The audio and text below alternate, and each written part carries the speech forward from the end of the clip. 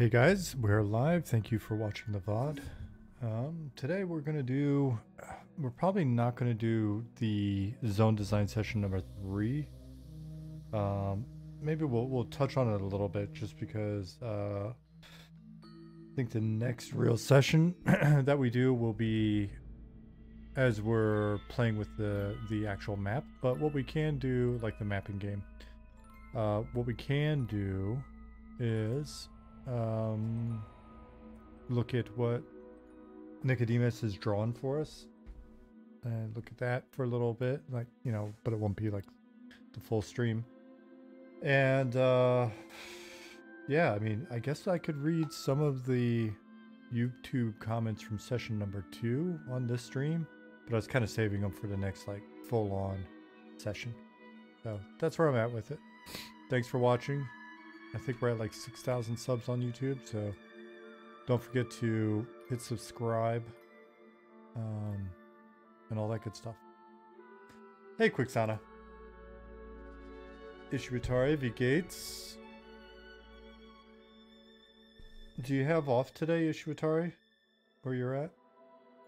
I think different regions celebrate different holidays. How was the war? The war was good. It was an interesting weekend for sure. I got kind of beat up though.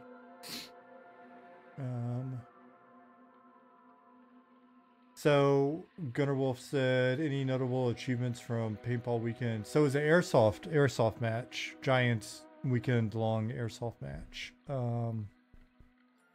Notable achievements? Not really. Some fun kills. I almost got injured in real life. I'm still recovering from that. So I'm still a little sore. And that was part of the reason why I didn't stream on Tuesday. I'd been sitting here working all day and my knees were like swollen and sore. I was like, you know what? I'm gonna chill.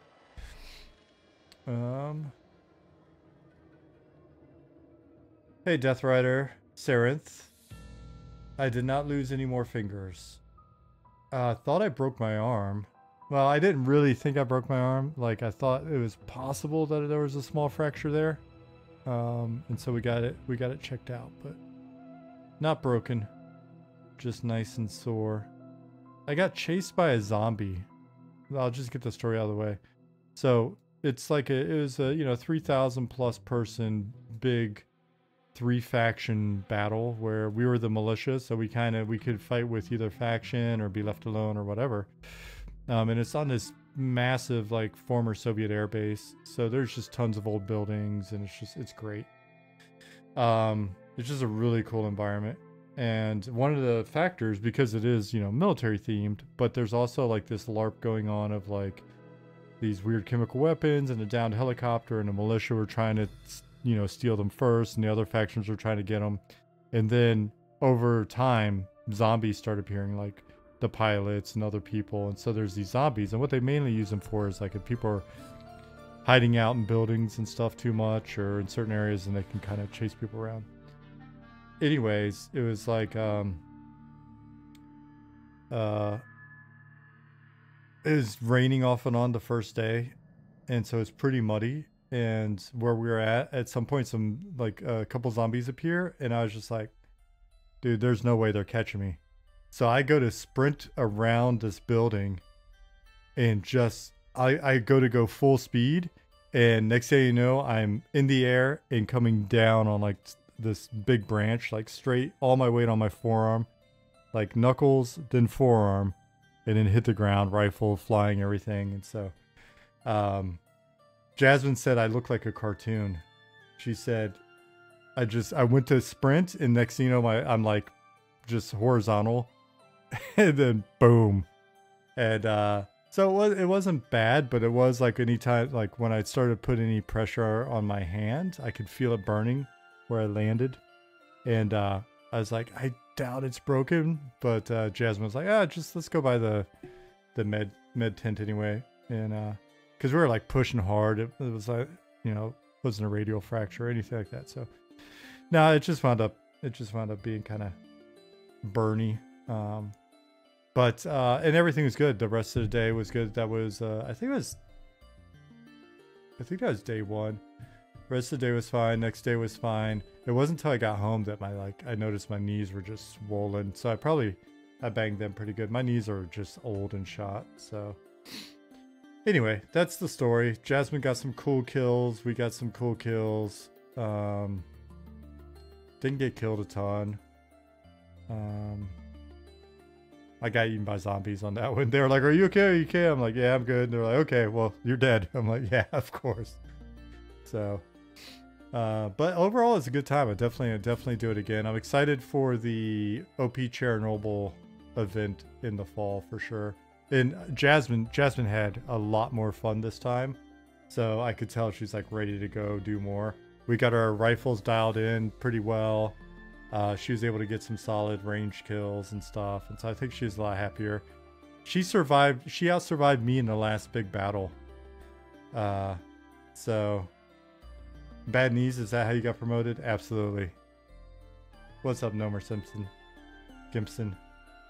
But yeah, like we were in this great hidey spot, and I popped up and got a couple people that were trying to sneak in, and then I got nailed from behind because like the whole courtyard where we were at had like a Humvee, a couple more vehicles, a British Rover and all of them have like turrets and machine guns and all this stuff. Like it's pretty cool. Lots of vehicles there and all this stuff. So we thought for sure no bad guys were coming behind us.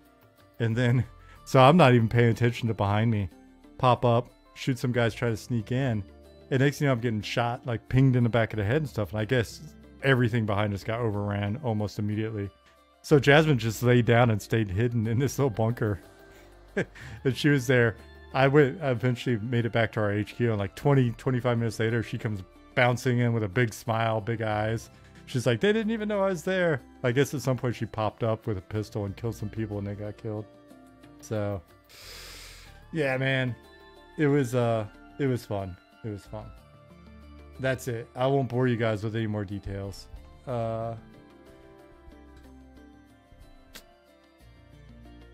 So, what's up, Frankie Beans, Lemon Candies, Worn Out Plays? If you guys are interested in finding any videos or whatever on YouTube, look for Dark Emergency 2025, and that should take you to it.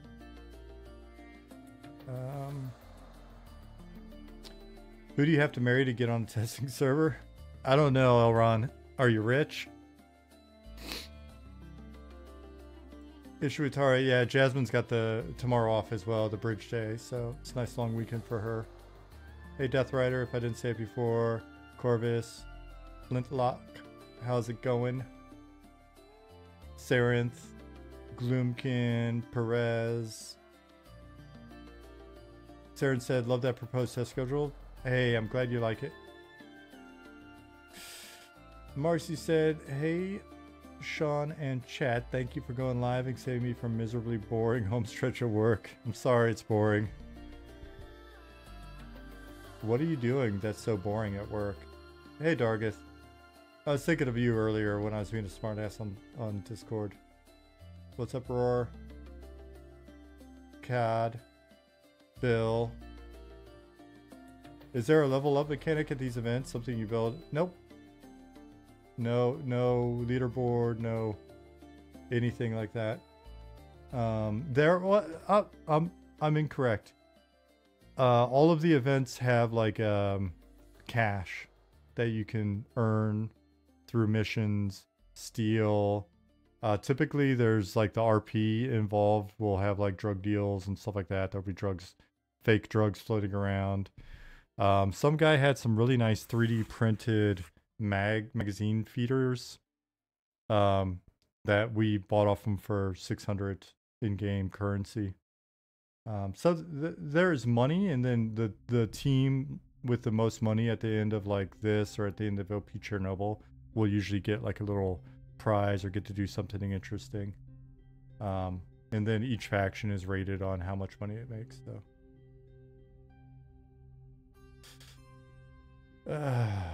hey, what's up, Eric?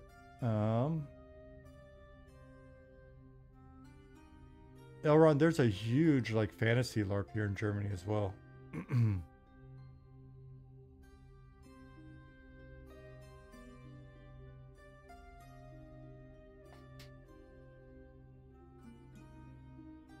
Don't even have to do a shooting part and deal drugs the whole time to win. Yeah, actually, the people that won OP Chernobyl basically did that.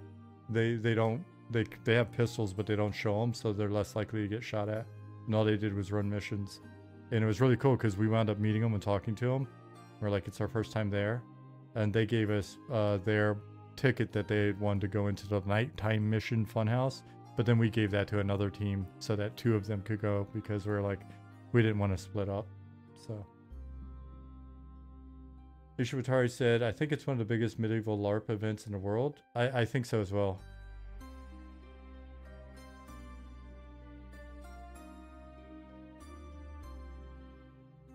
Marcy says, I'm a run-of-the-mill social work office lady, covering the office for today. Oh, right on.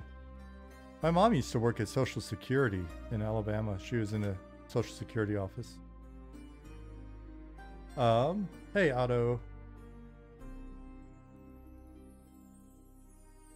Acriel said, wow, zones and art are really coming along now. Haven't seen it in a while. Good job. Hey, thank you. Yeah, so the problem I run into today is my usual problem, which is oh hey, a named is up.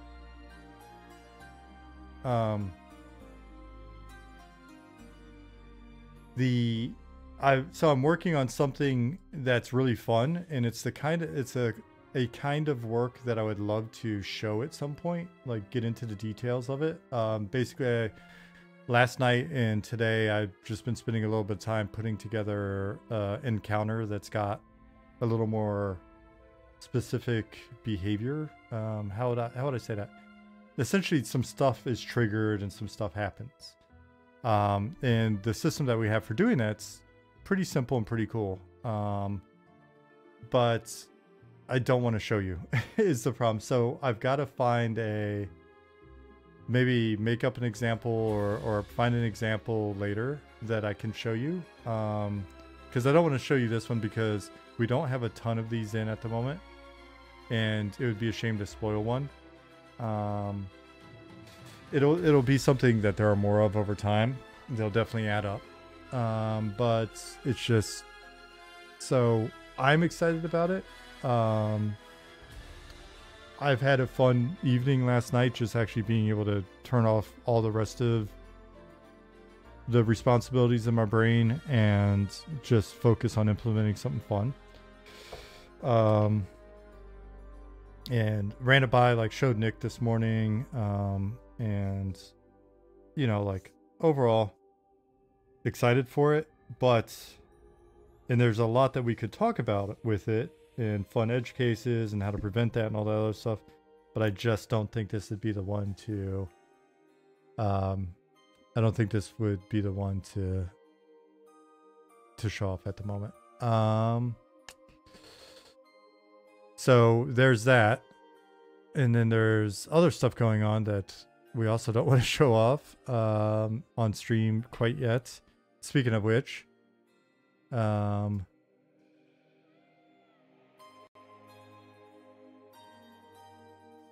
is this? Yeah, and then Cod said, I'm excited to show what I'm working on someday. LOL. Yeah, so what Cod's working on is, I think we can reveal as far as, he is one of our newer team members. He's an environment artist, and he's working on a dungeon that is actually slated for Module 1. So our first big update after we go into early access.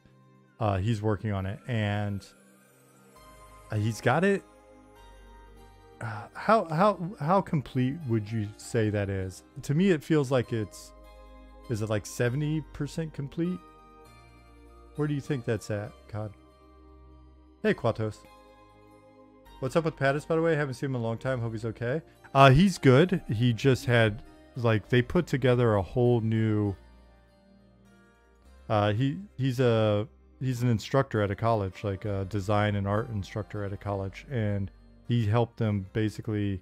He did that job, but also has, like... while doing his normal day job, helped him put together like a huge VR department, like big room, green screen, crazy production facility, so he's been really tied up. So that's why he hasn't been streaming, but he is back, kind of slowly ramping back in, and that big place over there on the hill, Fallen Watch, is on his plate to get done before early access. So, hey, Encrypt. COD says, still needs work. Blockout has been finished, but have to do quite a bit of detailing. But if you had to like give it a percentage, what percentage totally done do you think it is? Where are you at, do you think, with it?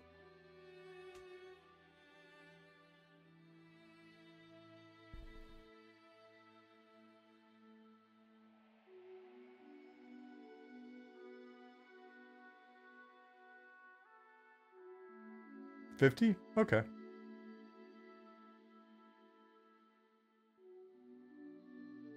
What's up, Grindus?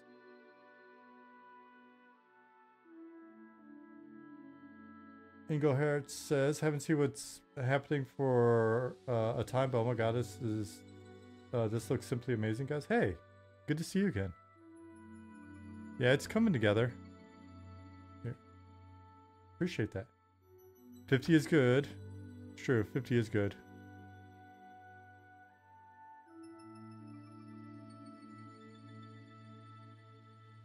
Yeah, I was thinking 70, but I think I've been making some assumptions on some of the areas. So 50. All right. That's not bad for a dungeon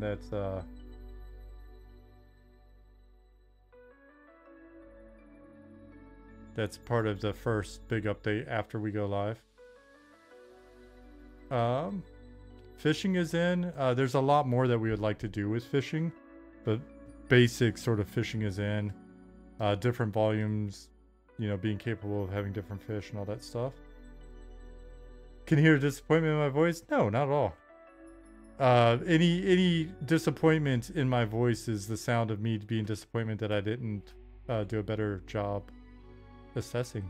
I don't want to put you under pressure.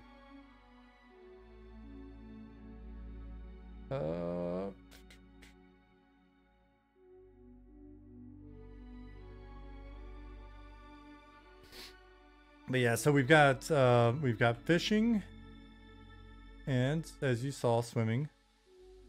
This swimming's a little different looking than in the ocean. We'll have to look at that because we're using one water system in this area and then another water system over in like the ocean stuff. So we'll have to see about syncing that up, but we're going to come back through and look at all the bodies of water before we go live and just kind of like see whether or not we want to use the approach that we've got for each one of them. If we want to switch, if we want to do something else with the crest water shader that we have versus like Unity's water, all sorts of shit like that.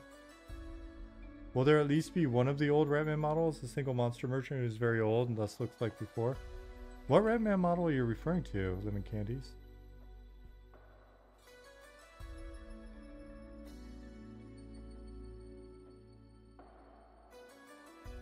I've left the game sitting here running for basically all day.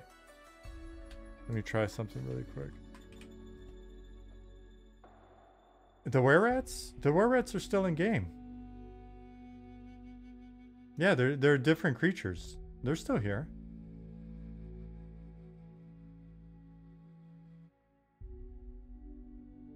They're actually in this zone. Oh man, what's going on here?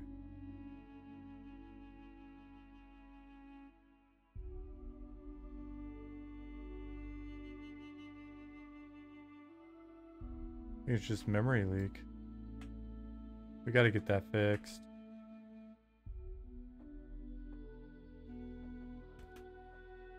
Yeah, the were-rats look like the ones before.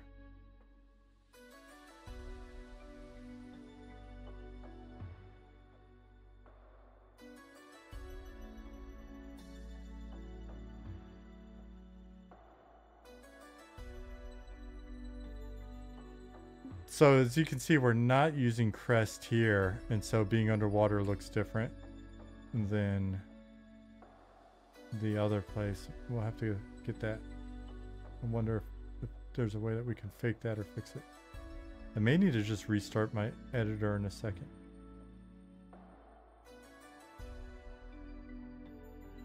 I wanted to just check this out really quick. Like I said, this has just been running in the background all day, so the editor's probably going to be laggy as shit. But Bjorn got this water in, and then you can see as you get closer down here, it gets all funky.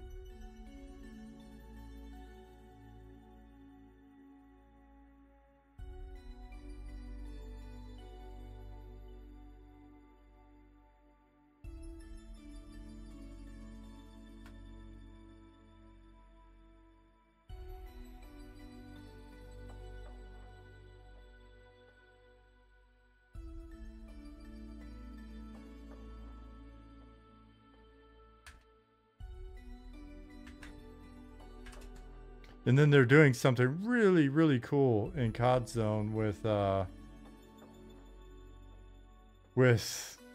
water, with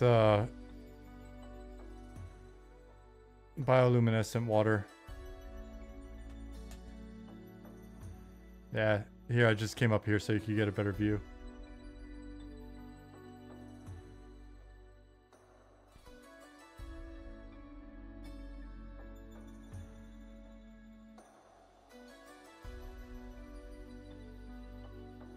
Cat said he put that in and some lighting today. Nice. Yeah, it's gonna be fun showing off your zone.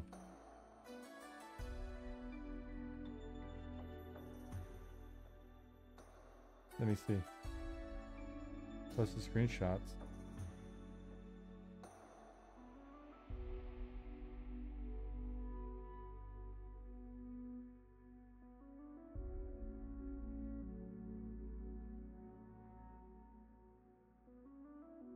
Nice.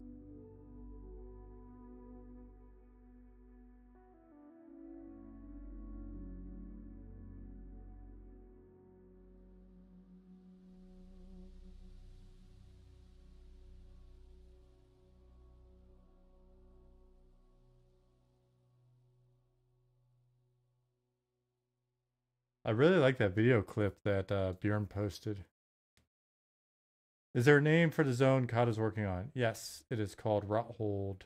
R-O-T-H-O-L-D.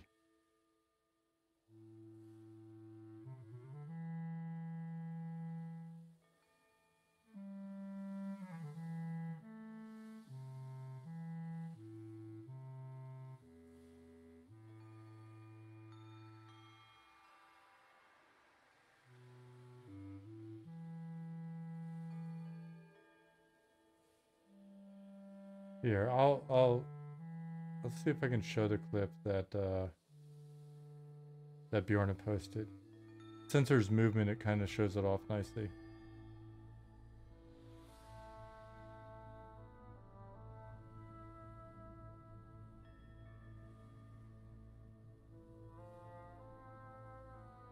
He's playing around, like tweaking the values.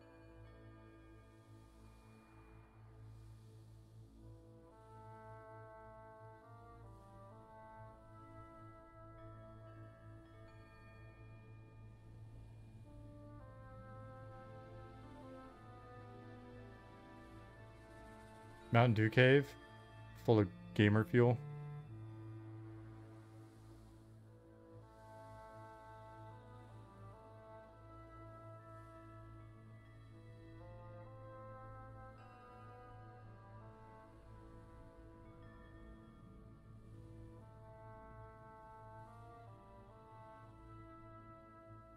No way you're getting that water. Just wait. It's gonna be so much worse when you. There's an entire like there's a whole like sea under in the deep that you've got to go through. Well, I mean you don't have to go through it, but you may want to go through it.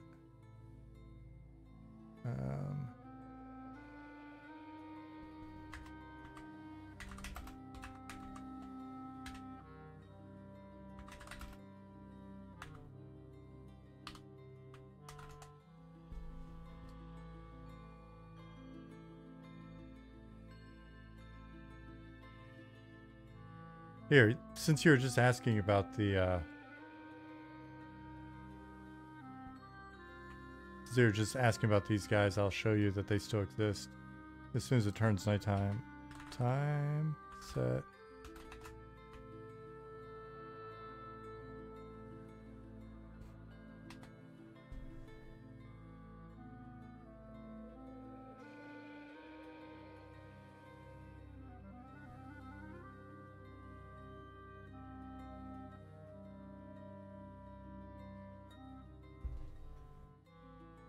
So got some more work to wrap up this weekend in this zone, but hopefully we get it wrapped up and then we can move on to the next zone. Here we go.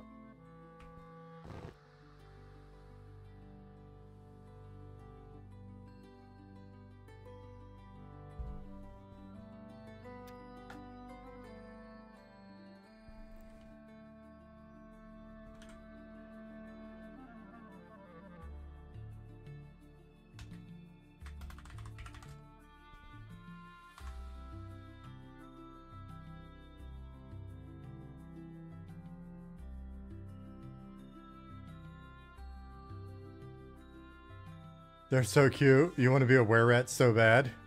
It might be possible. It might be possible in some way. Do not put it past us. If it keeps you entertained. So these are the rat men.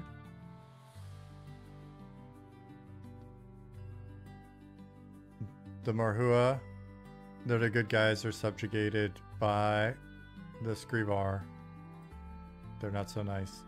They're actually pretty horrible. And then the were-rats are working with them.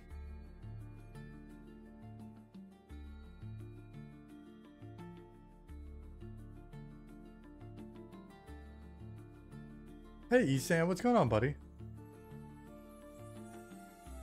Rip Van Skeletal, what's going on? Quato said, I love collecting illusions in games. Oh, there's... Nick's already put in some pretty cool stuff.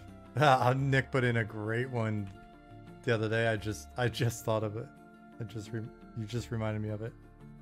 It is going to be super rare, but it's pretty cool.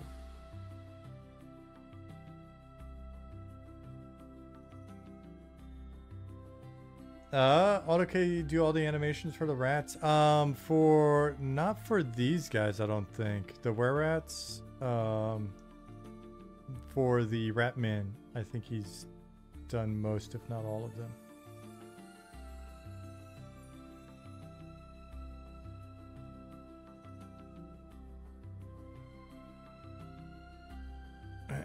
Yeah, so there'll be illusions and stuff. There'll be weird items for sure.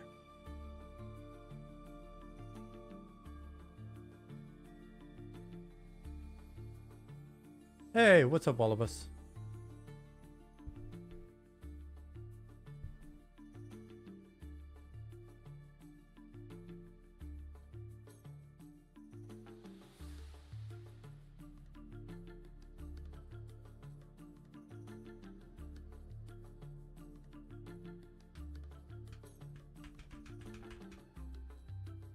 We're right at the camp was like, hello, fellow humans.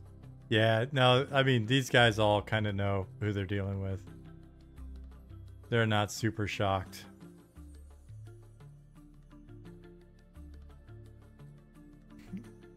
I'm a bit of a smuggler myself. Did were-rat creatures have conditions that cause them to change from were to non? Yeah. Yep. So, like, we've got some were-rats here.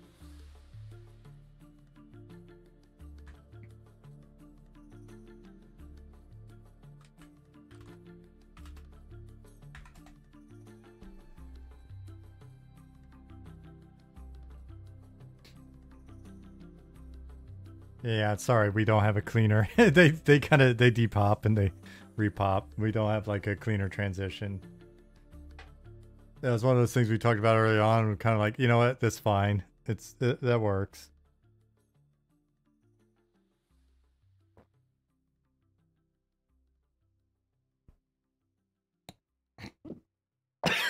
Oh my god, I just choked on coffee. Hold on one second.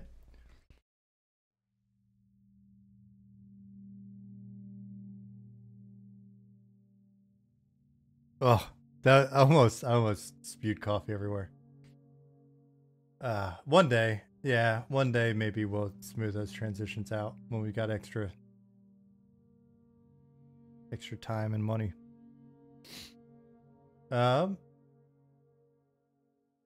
So Quatos, I think that answered your question. Some folks have been over here in the past, and there was basically just like everything was a smuggler. But now it's been updated so that there's you know, some class variety and stuff like that. So you guys need to get the M&M music playlist on Spotify so I can give you some pennies for listens. We need to get it on Spotify just because, not even for the cash. Have the races for Module 1 been decided? Yes. So Deep Elves are for sure on there.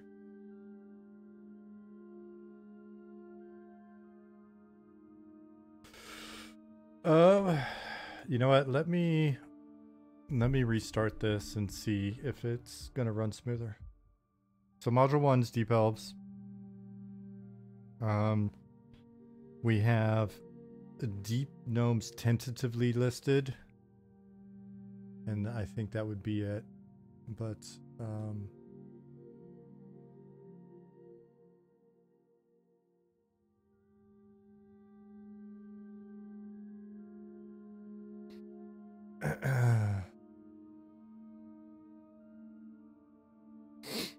so let's see, we've got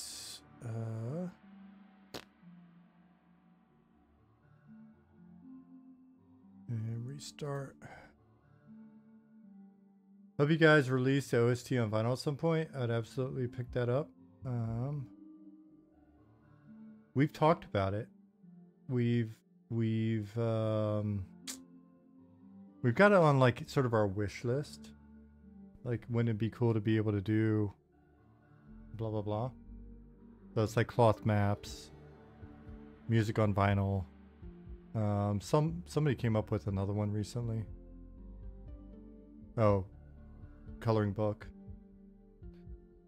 It's Marcy said, any chance to become a vampire or the like? I've been playing the Oblivion remake and been thinking about how becoming a vampire werewolf is its own upsides and downsides. It's been on our list of essentially air quotes transformations. Yeah, plushies are on the if we ever have cash and can pre-order some stuff to sell list. Let's see if this works. I'll hop back in. If it runs smoothly, great, and if not, then I gotta restart my editor.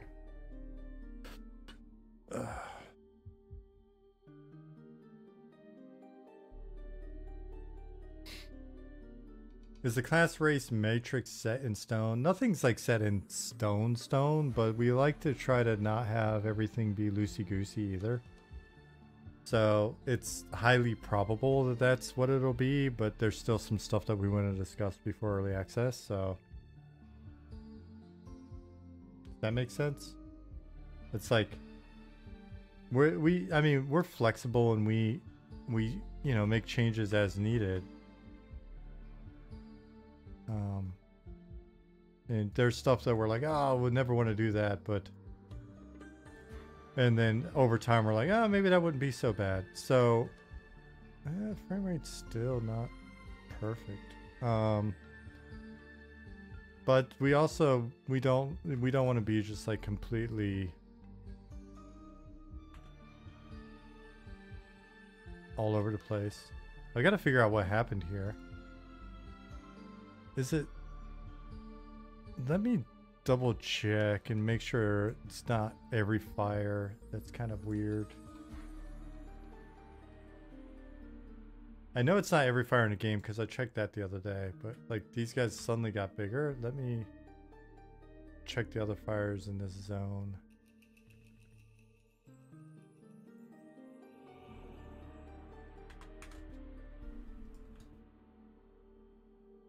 Thought that I'd seen a monster named an ancient sea serpent when you were going through the database. Is it possible that the sea serpent might be part of a quest to give you a movement item? No, it's not a play on the ancient cyclops. The ancient sea serpent that you saw in the database was something we had just thrown in for fun early on. Don't trust everything you see in the DB. We're trying to, you know, like, you guys are nosy enough now that there's stuff where I'm like, more and more we gotta watch what we show because we don't want to ruin things for you guys. But it's also some of the stuff you guys are gonna see. You may think you know what you saw, but you don't. Just say that in Jalen Brack's voice.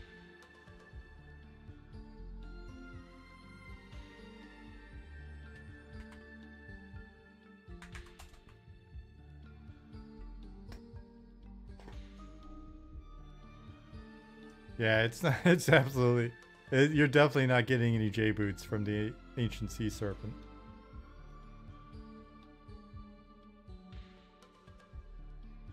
Let's see. Are these fires big too? No, that seems normal.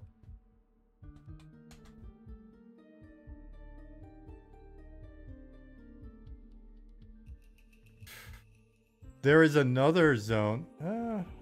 This material looks kind of shiny. Let me take a screenshot and send that to Bjorn. Yeah, I'm glad you guys are amped on the playtest schedule. We're excited to get that out there for you. We just want to provide some clarity on when you guys will be able to play the rest of the year.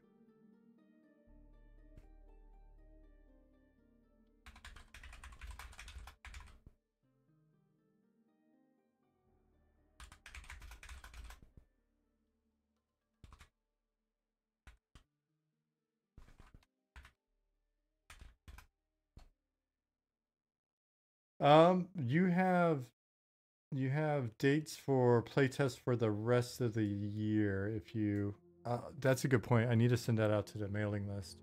Let me make a note. If you check our Discord though.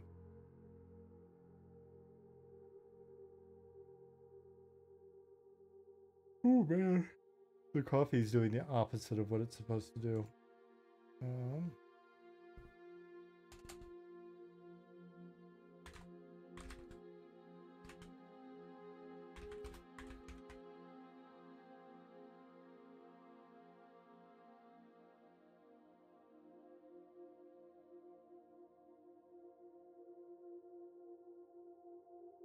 Was there or will there be a wipe before next test? Inkdot, there hasn't been a wipe.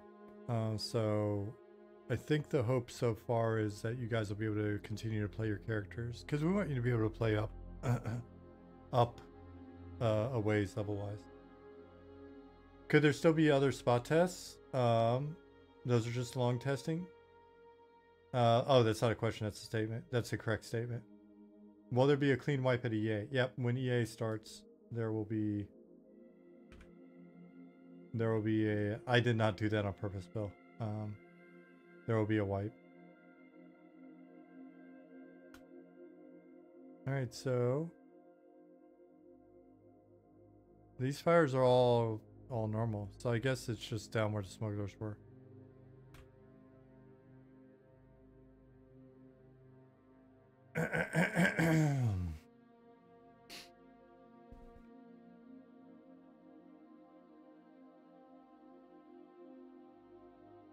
Esan says, I love that you released that schedule. I really want to play the game as intended and can only manage AFK and some small exploring so far. Right on. Yeah, man. It's a tough one because I know people want to like play and stuff. I'm mostly excited just to get people into the game for real though. What's the plan for fail and draw for the next playtest? Will the NPCs be in the trees or still by the starting bridge? It's a good question. Let's go look. It's coming together. I haven't been in there in a little bit though. Hey, Dark Inside. What's going on, buddy?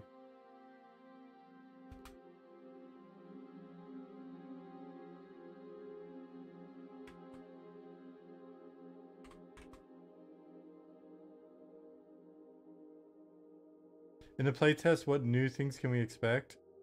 I don't know, Grimday, because I don't know what will be new to you. There's so much like random stuff going on and being added and changing and all the time.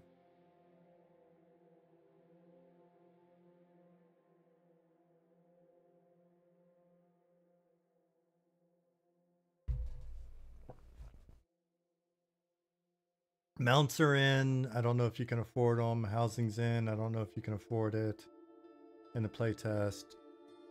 Fail and Draw is coming together. The Wood Elf quests are in. We're very likely going to let you start as a halfling. If you're a halfling cleric or paladin, you'll start in Night Harbor. If you're halfling everything else, you'll be able to start in Fail and Draw if you want.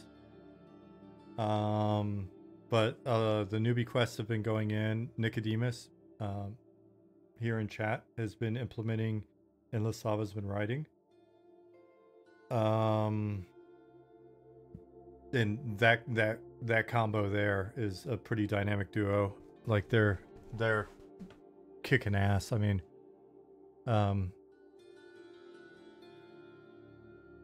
let's see. Alistair Ballister said, I'm kind of new here. I just wanted to say I really enjoyed the starter quest last play test. It was good to have to read and explore my way around.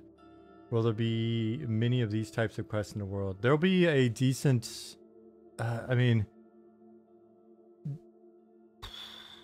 We're not a quest-driven game, but our hope is to provide you with a number, like a decent number of quests, especially weird stuff that you can find in mud interactions and stuff like that. So I don't know why my editor is hanging up right now.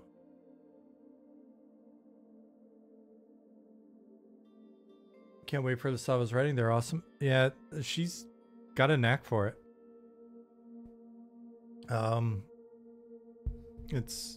It's one of those things where, you know, sometimes you just run into folks that have a really decent grasp of like how to write for the type of game that you're working on. So with Lasava, that's really been the case, and it's been good. And then teaming up Lasava with Nicodemus makes it so that we don't have to try to like work through an implementation learning curve.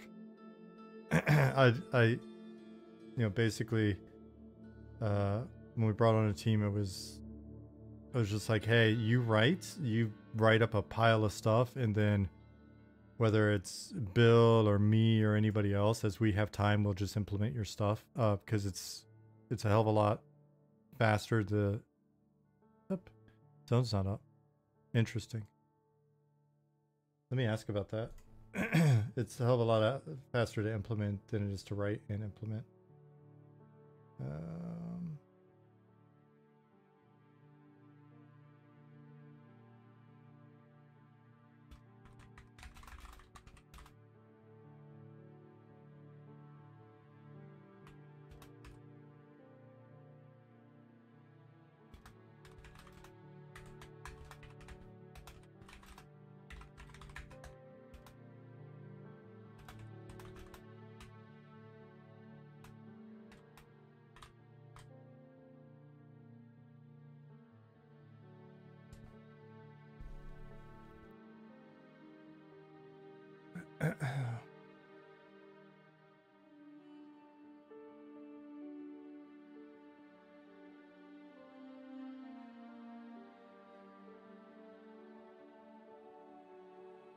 Was it self-consider working to get a Since You're Rested buff? I can't remember from last open test if it was or not. Oh, I don't remember. I don't know. Alistair, sorry I don't have a better answer for you than that. Somebody just asked that on Reddit as well. I've got it up, and I want to answer the question on Reddit. Because it was a similar question. I don't know if that was you or not, but I definitely want to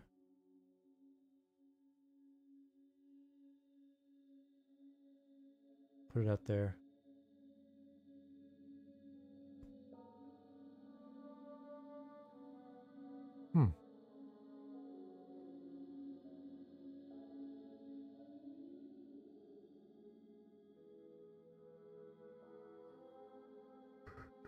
Oh my god, the coffee's actually making me even more sleepy feeling. That's not good.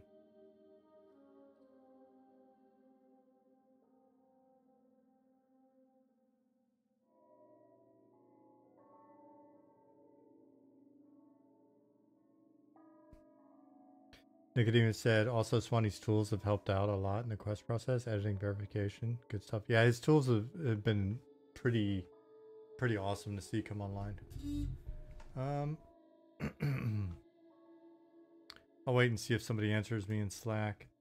In the meantime, speaking of Bill, let's look at Bill's drawing. Those of you that have been following along for the Let's Design a Zone Together sessions. I don't know if everybody's been in here for those, but we've done 2 so far. The VODs are up on our YouTube if you haven't participated.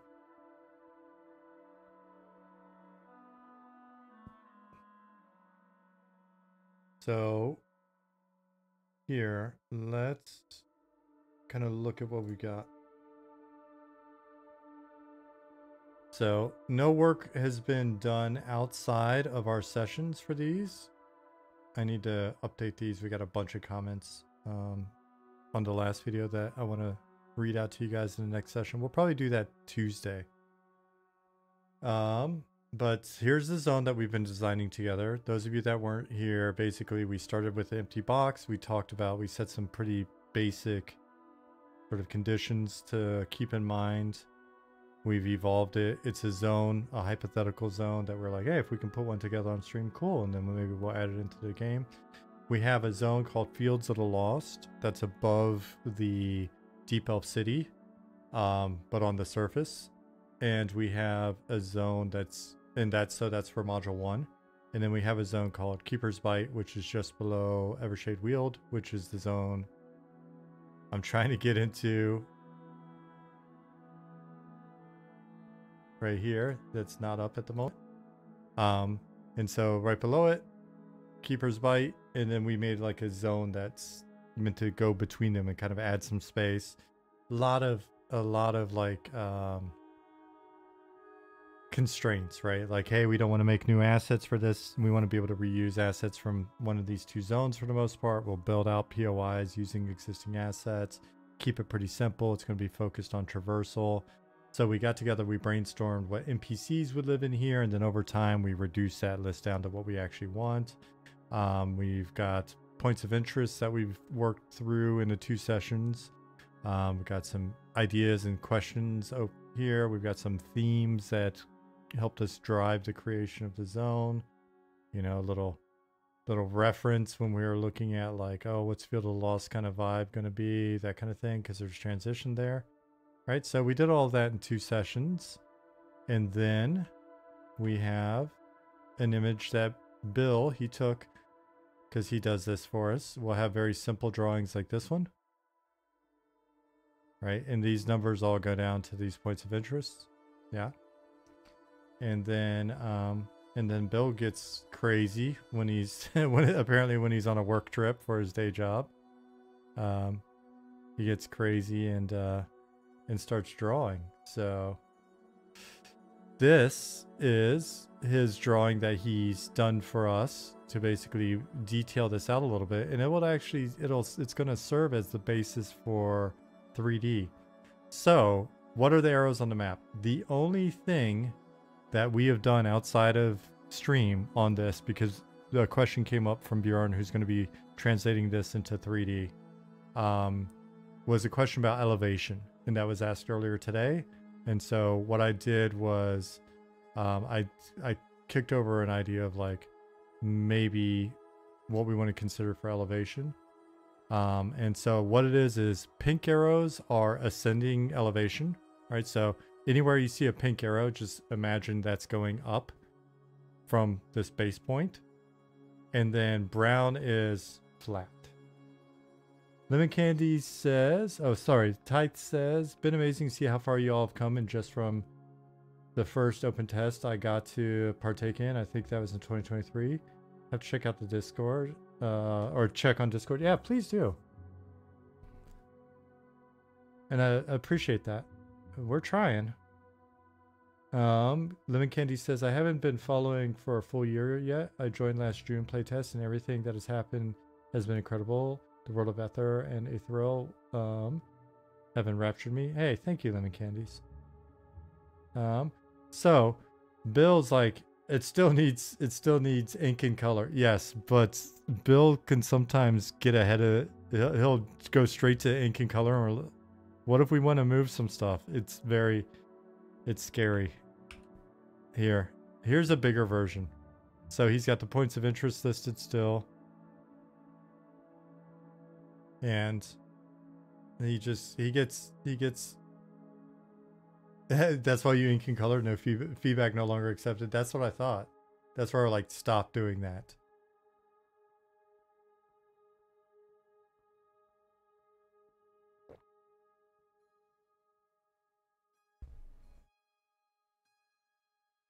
Like the dragon flyby at 12. Yeah, and it's funny, like in a bill map, there have definitely been times where we'll be looking at it for days, and then I'll find a new detail, you know, it'll be days later or weeks later. I'll be like, holy shit, there's this other little detail in here.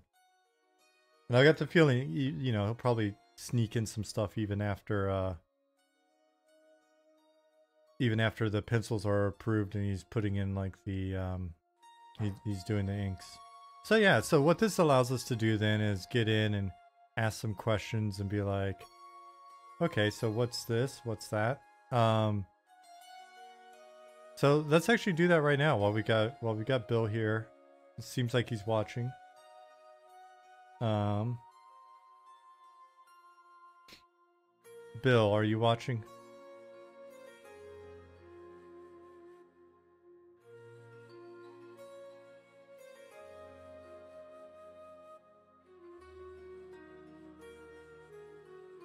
Tara's work apart on stream, the old Sean special.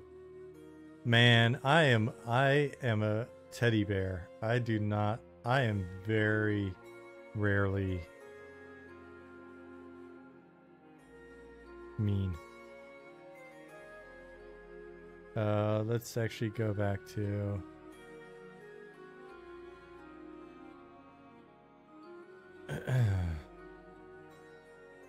what is...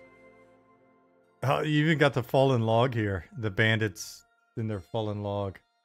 What is this right here?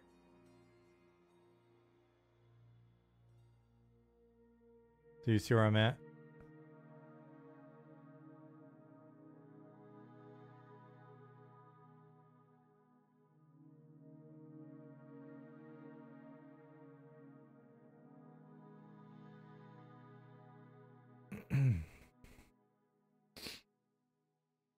It does look like a lake. You don't see it?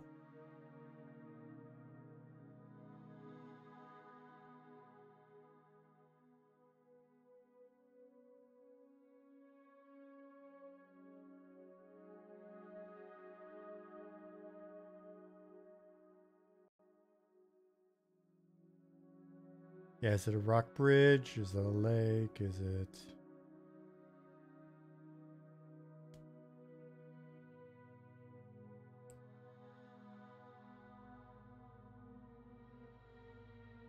Pool of water from the tops of the mountains.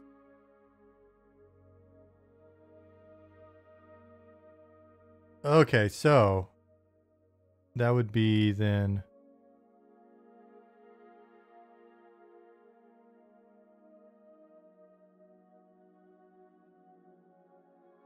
We're looking here.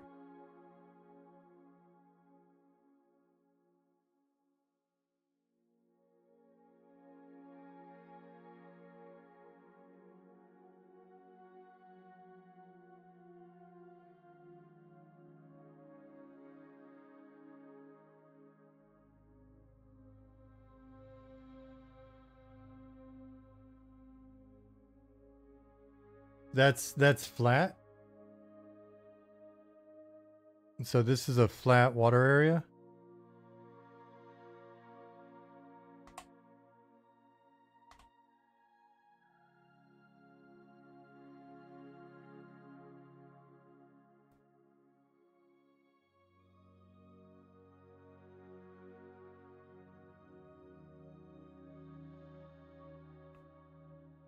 Water from that side would pool.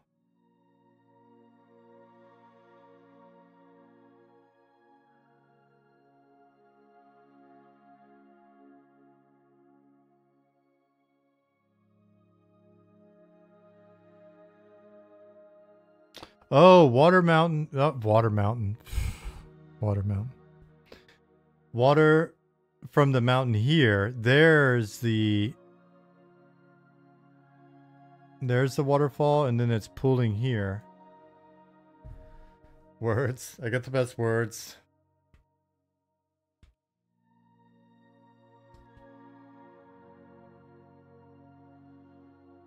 Some people say that. I don't say that. Then what's going on over here? Is this like, are these walls?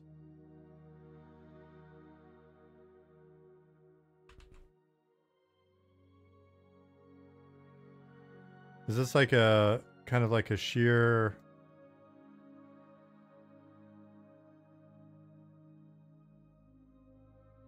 Like if we're looking at it from this angle? Okay, I gotta hit mute for a second while Jasmine gets in the freezer. That'll give Bill a chance to respond.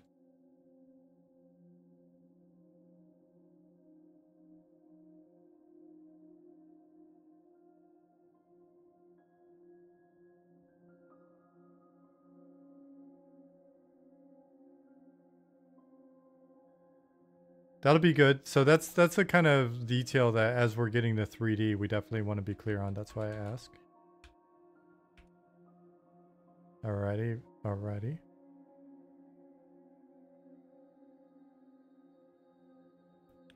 And we can go through the POI list.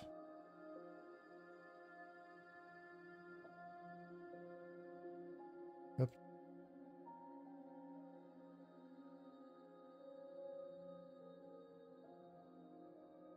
Okay, so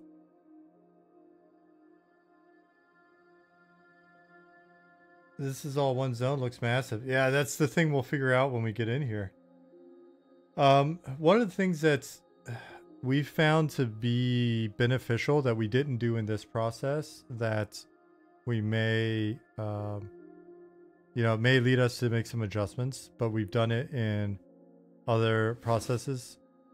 Oh, ignore the sound in the background.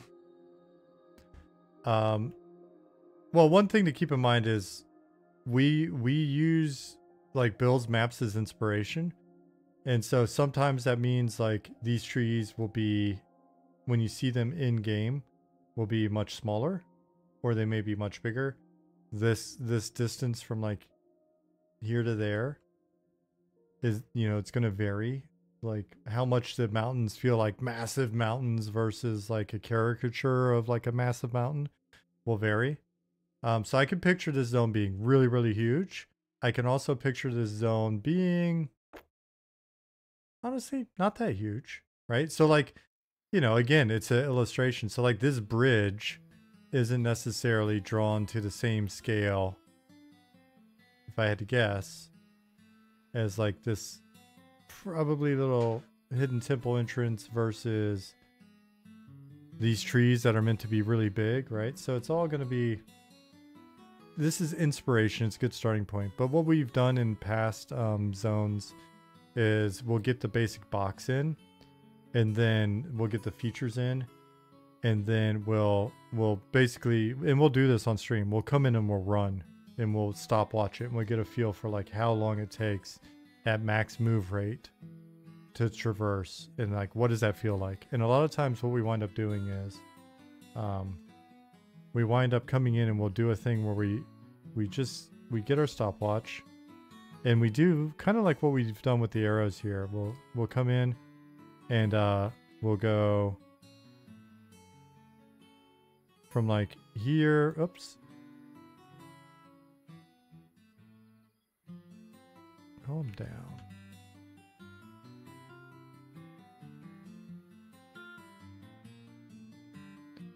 We'll run from like here to here and get a feel for it. And then we'll, oops.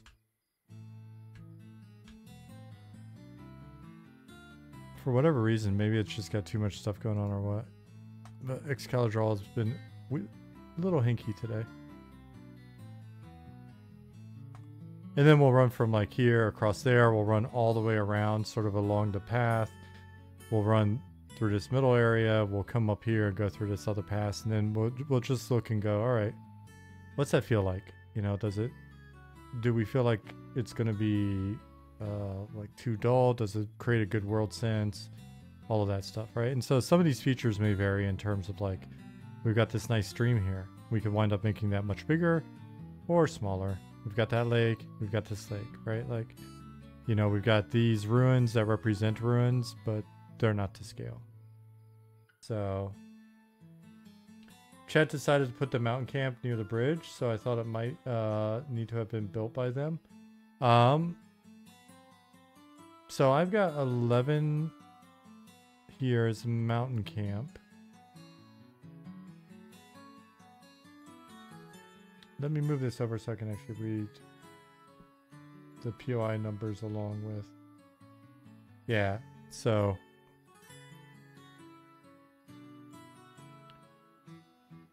11 is camp. What is, we got 3? Oh, Deep Elven Outpost / camps. Okay, cool. Let's run through the list, so, because obviously I didn't remember. You probably won't remember either. So they're here. And I will read them here. Or maybe we'll do both.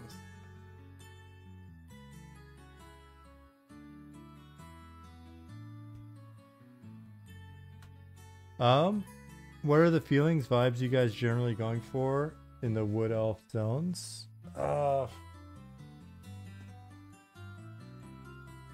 do I answer that? So essentially the Wood Elves, you know, the vibe that we're going for with them is that they're kind of they're reclusive, but not because they dislike any of the other factions or whatever. They're their reintroduction, because they were like the normal elves. The normal elves. You know, essentially when you see the high elves, all elves used to look like the high elves. And before the cataclysm, the Wood Elves, they made a deal with the Fae, and they were moved out of harm's way. And in doing so, they were gone for much longer than expected, though it's not very long in our sense of time in this plane.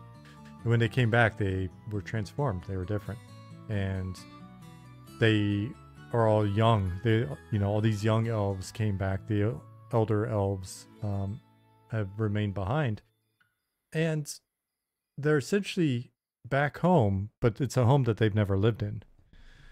So they're really cautious, and they're strange. You know, the other elves consider them strange, and they're just a strange race if you're you know, if you're one of the other noble races. So they're reclusive, right? Like they've been making their way out in the world. They've been sending out ambassadors in a sense, and traders, and people who are both trying to share knowledge of who they are, but also maybe gather knowledge of like their history and all of that stuff.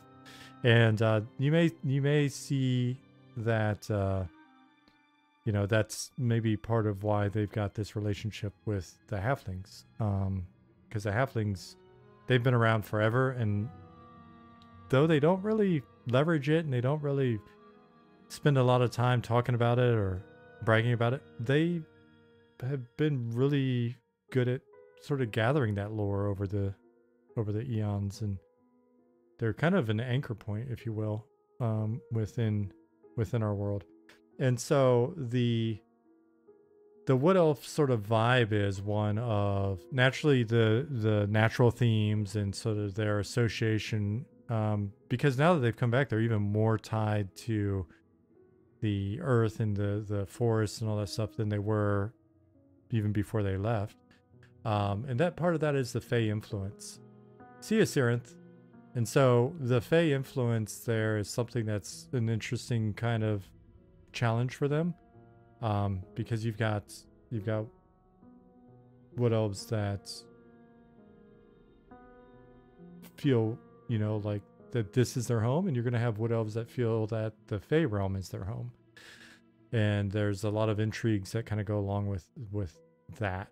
And so, yeah, anyways, just naturalistic themes, you know, really lean into kind of the druidic, shamanistic, you know, like magic, and notice they don't have clerics and things of that nature. They've proven themselves to be very good at sort of, you know, guerrilla warfare. Their use of like the weird gates, you know, druidic teleportations allowed them to move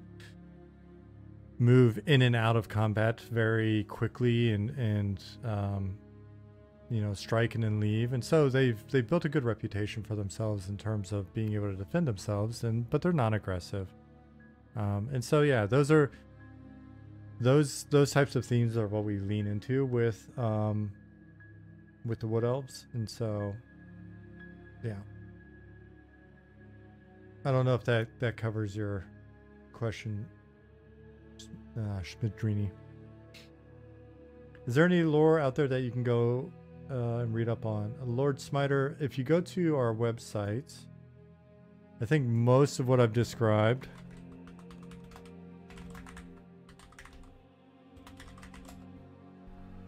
you can find in the, oops.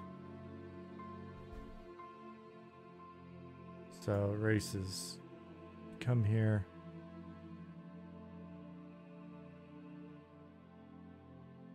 I already passed them.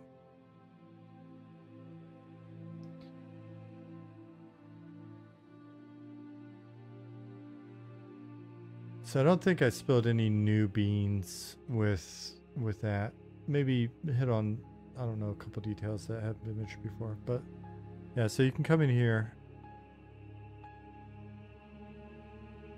and see the Faelwyn, or Wood Elves as they're more commonly called, once resembled their High Elf cousins. Today, these keepers of Aetherel's great forests are no longer appear as the elves they once were, having been denied shelter from the great cataclysm by the Cylindrine.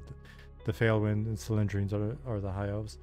Faelwyn were spared when the Fae of the Branch interceded. Unfortunately, all deals with the Fae come at a considerable price. When this new generation of elves returned from the Fae realm, they found that they were born of two worlds but belonged to neither. While reclusive and cautious, the Wood Elves are fair and hospitable. They are highly attuned to nature and share a special relationship with both the flora and fauna of the great wooded hills. Their preservers and ardent keepers maintain watch over the forest they've spent centuries rebuilding. Their druids quickly travel the world via natural weird gates, while their lambent wanderers, a collection of Faelwyn bards and traders, roam the lands of Aetheril to conduct trade and diplomacy, spread their lore, and gain knowledge of the world beyond their woods. At home, the Wood Elves are monitoring the increasing growth of cults dedicated to the Fae of the Branch, who seek to return their people and potentially even their lands back to the realm of the Fae. So that's them.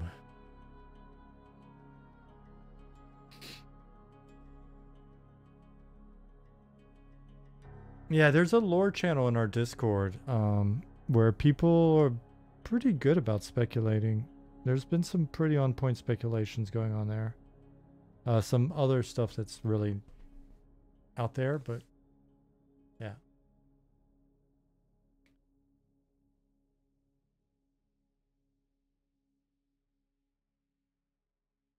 Halflings. And then the halflings, I don't think I said anything crazy that's not available here. Yep. Like I said, they're the oldest of Ether's races. Yada yada. Bill said, "Sir, I'm about to go on the road, headed home. Hey man, be safe traveling. It'd be nice to get home after being in a hotel for a work trip. Yeah, Bill, sorry, I just completely got sidetracked. You know how I am. If I have any questions or we have any questions, we'll let you know.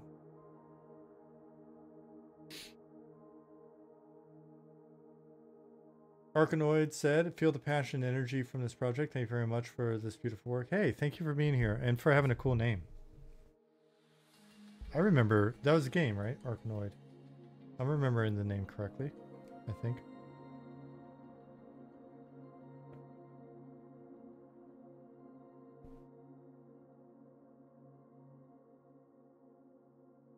Does the Fey realm influence our world? Like, will we see some weirdly fairy structures peel out? Yep, for sure. Hey, what's up, Simon? Yep, you'll see some of that in the zone that I was trying to get into even.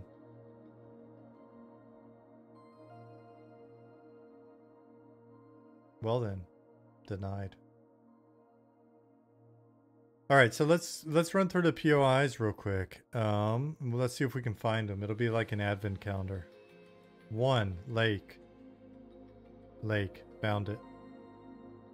2, giant camp with a mine at the lake. Why did Zukin break the zone? I don't know. It's clearly his fault. Here's a giant camp.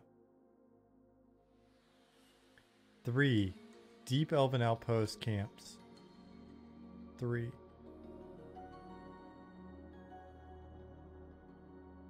Right here. 4, poacher camp. Up here. 5, sojourner camp. Down here. 6, orc camp or outpost / slave camp? Question mark.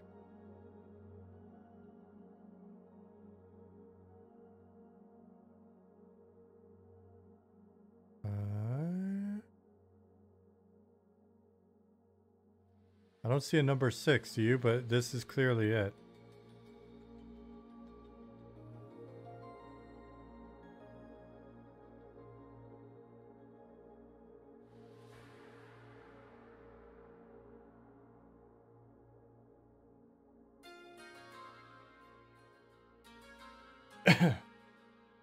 Seven, Deep Elf Logging Camp. I think they were basically close by. Yeah, if you don't mind moving me, that would be cool, Encrypt.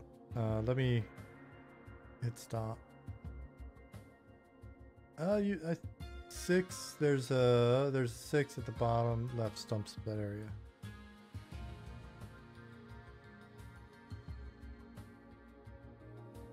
You think that's it?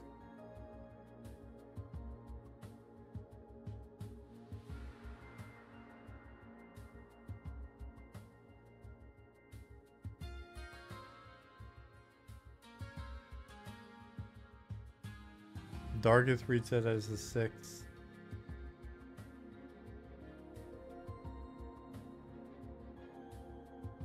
We'll count it. 7, I think, is in the same area. Per our original map. Let's go look. Yep. 8.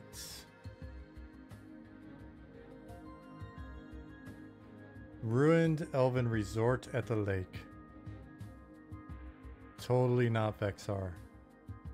8. And it even looks like our Elven Ruins that we have. Ooh, I like these willow trees. I hope we get the willow trees in. Good call, Bill. Definitely need some willows.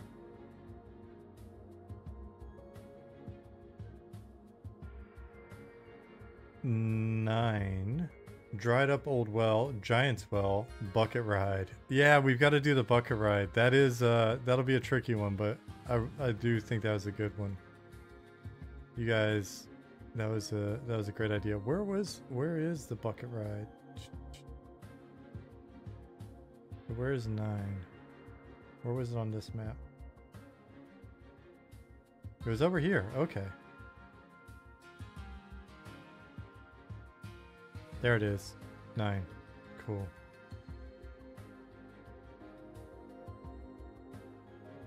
10 ghosts, wisps. So this is more of kind of like calling out where we're gonna find stuff. 10 ghost wisps. I think we're over in this region.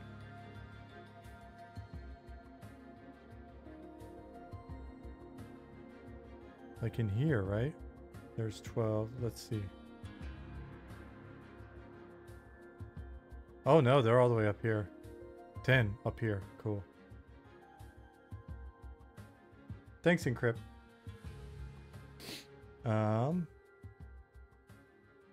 11 Mountain Giant Camp up here.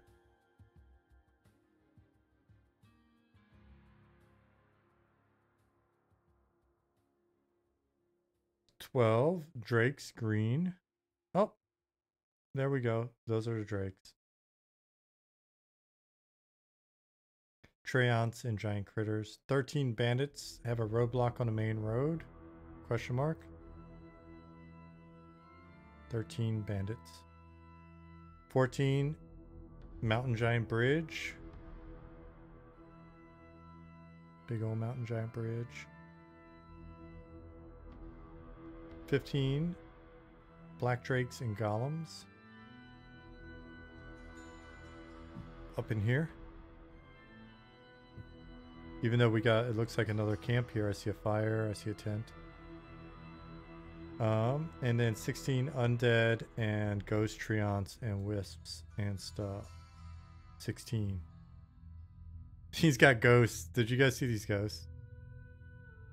Man, Bill. Look. For sure, ghosts. I know that's what he was shooting for, ghosts. It's ghost treants.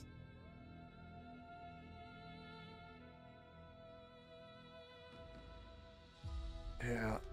Good stuff. Good stuff, Bill. Even without the... Oh, look at this mean treant. This is the evil treant. I'm telling you, when he like paints this stuff in, you'll be finding shit like this. It's so good. Look at the mean face on this treant, and he's got mean arms.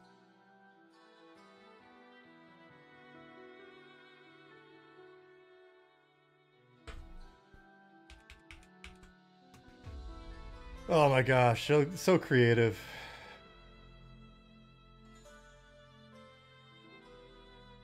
Which EverQuest expansion was the first where you were involved in or made the story for, please? Tells me or asked. I mean, the first thing I worked on was when I was a full-time design apprentice on Luckland, and I did some lore and stuff for that. But then Planes of Power was the first one where I was like in more of a leadership role. Yeah, so those are our points of interest. And we'll see all sorts of details come to life over time. P. Johnson said, very nice. Next open date. We just released dates for the whole rest of the year. So if you go to our Discord, I'll get it out to our mailing list as well. If you sign up for that, I'll send an email out this weekend. But we just released dates for basically the rest of the year. Since you guys are here, let me just find them and I'll read them out to you. How about that?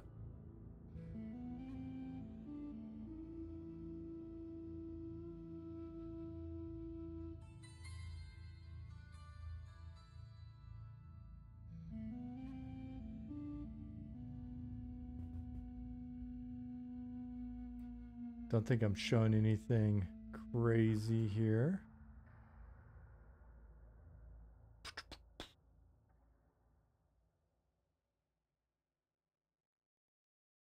You'll just see that I never check the Discord channels that I'm in.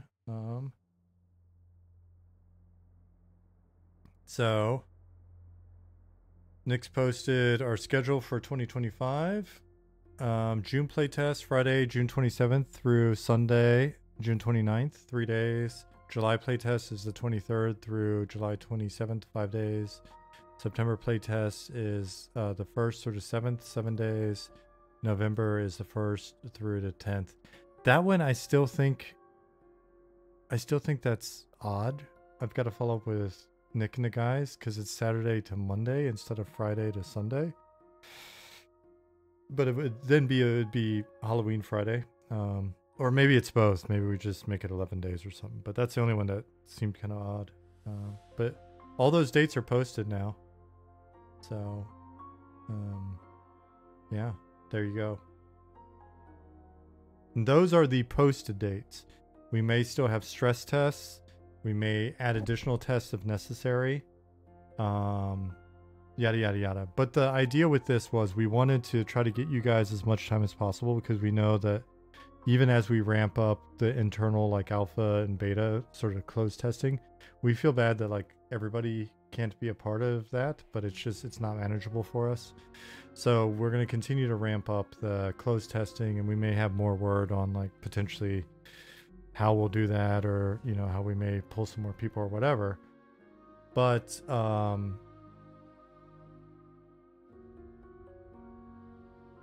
in the meantime, in lieu of everybody not being in alpha, beta, etc., we are hoping that we provide you enough time that you feel at least pretty included and that you've got a good chance to play.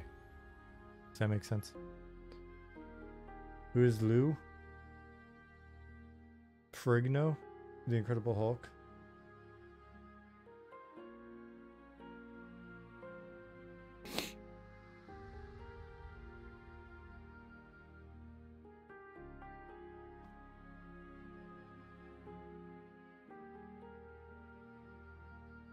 Yeah, we're looking forward to getting you guys in there, so hopefully you guys continue to have fun. What did James ask that Yush is responding to? Let me scroll up. Working on an in-game app. So this is basically, as Yushus was saying, this was a brainstorm where we're turning a discussion that we were having with you guys into an actual map.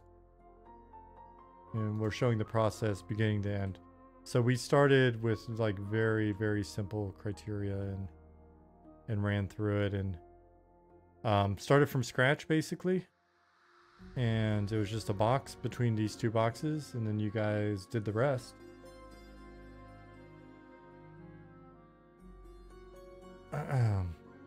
So this is the zone that chat has come up with so far. And so we did this together. We handed this over to Nicodemus. Nicodemus made a first draft of a pencil map. He'll turn that into a full color map for us, which will be nice. And then we've passed that along to Bjorn, and he's going to turn that into 3D. So it'll be a nice outdoor 3D and environment. Then we'll get in here together and we'll look at it and run around and see, like, is it too big? Is it too small? How do the mountains feel? What tricks are we going to use to make the mountains feel right scale wise? You know, what, like, how foggy is the map to help kind of make it more interesting? How big are the trees? All that stuff. So we'll get in and we'll deal with propping, and we'll deal with the actual, like, you know, the mesh and stuff, and mess around with it. And so next Tuesday we should be ready for the next step with that. Since I've already, like, we've committed some time to discussing this after all, let me go to let me find it over here and go to the comments that people watching the VODs have submitted.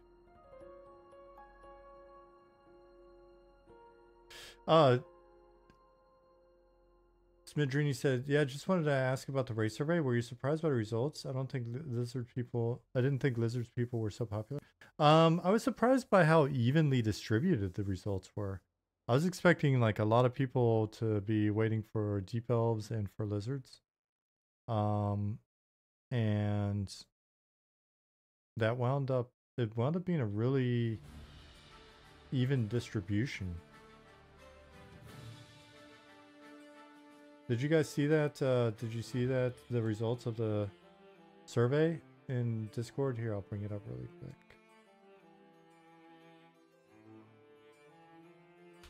I mean, you know, like 350 or what is it? 500 people out of like 13,000 participated. So who knows if our sampling is good or not, but or you know, like, or how far off the sampling is or isn't.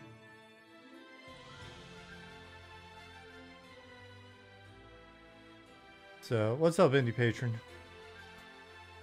NDP. All right, so the poll was. Let me know if the music's blasting too hard. I think it's at a decent level. So when M&M goes into early access, here's the survey. When M&M goes into early access, I plan on waiting to play until Deep Elves are out. Plan on waiting to play until Deep Gnomes are out. Deep Dwarves, Trolls, Lizard People, High Elves.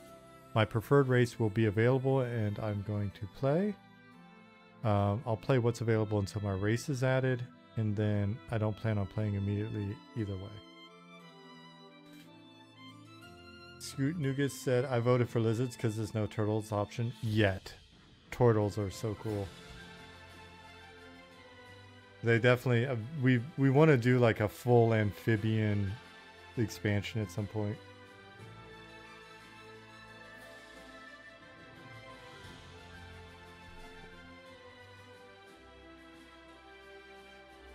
It's one of the, everybody's got like their pet race that they want to get in. I can absolutely see you guys wind up being like,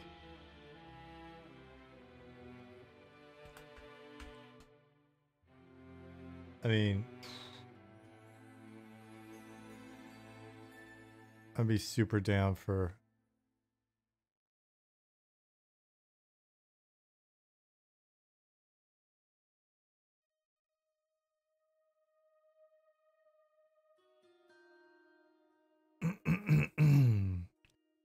So anyway, like this distribution wound up being pretty limited up here. Like people aren't waiting. They're all saying they're going to play what's available until what they want to play is added was like the biggest one, which was kind of a surprise.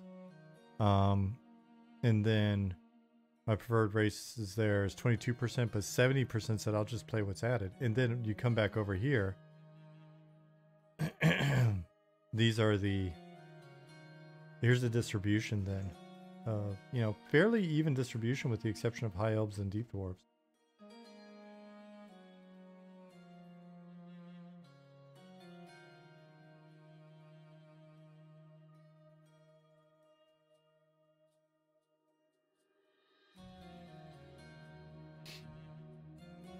Gonna play what's available and to get an illusion item for everything else. Fair enough.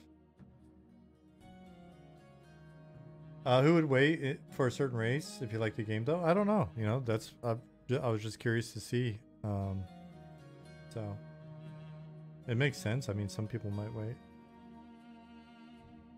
But yeah, fairly evenly distributed. Oops.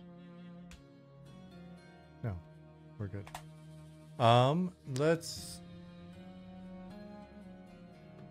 Let's go and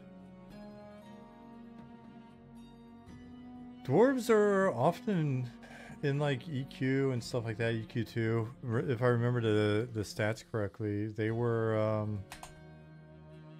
kind of underrepresented. There's stuff out there where people, you assume that they're more popular or whatever, but then they just wind up not being. But hey, for the people, for the 7% or whatever that do play like a dwarf, that they're very important. They make the world feel fantastic. So I'm gonna read out some of the. I'm gonna read out some of the ideas that came in on the last VOD. So here I will cut this, paste it, and then we'll look at it together. I gotta expand some of these. Some of these are longer. So we'll get started. There's a lot more this time. Thank you, VOD watchers. This is a similar process to what I do for the team. I'll go in and I'll clip the comments and share them with the team.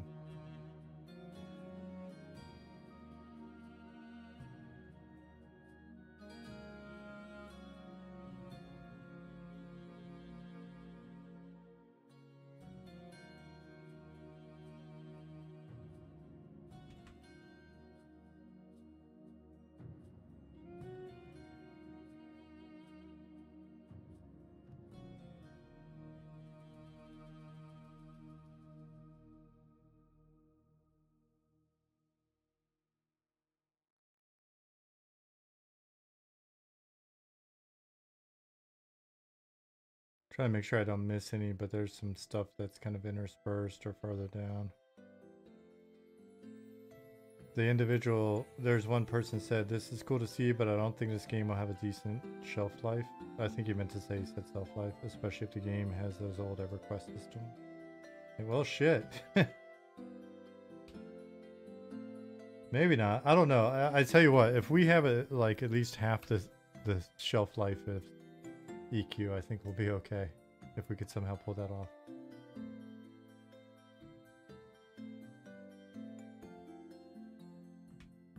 If we wind up with a quarter of the people that ever played EQ, and honestly, I say that with that's hubristic. I don't even want to.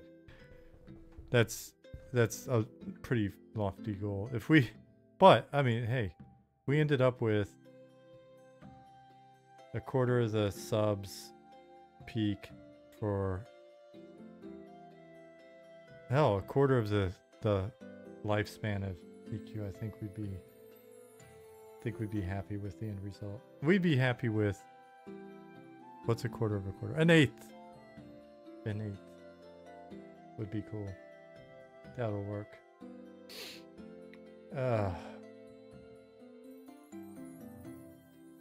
All right, so let's look at these comments. First, let me see what you guys are saying in chat. Will High Elves get their own city? Yeah, they'll get their own city.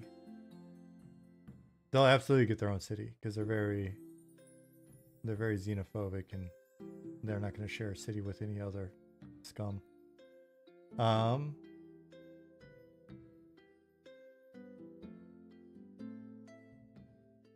Let's see. High Elves pretty sweet.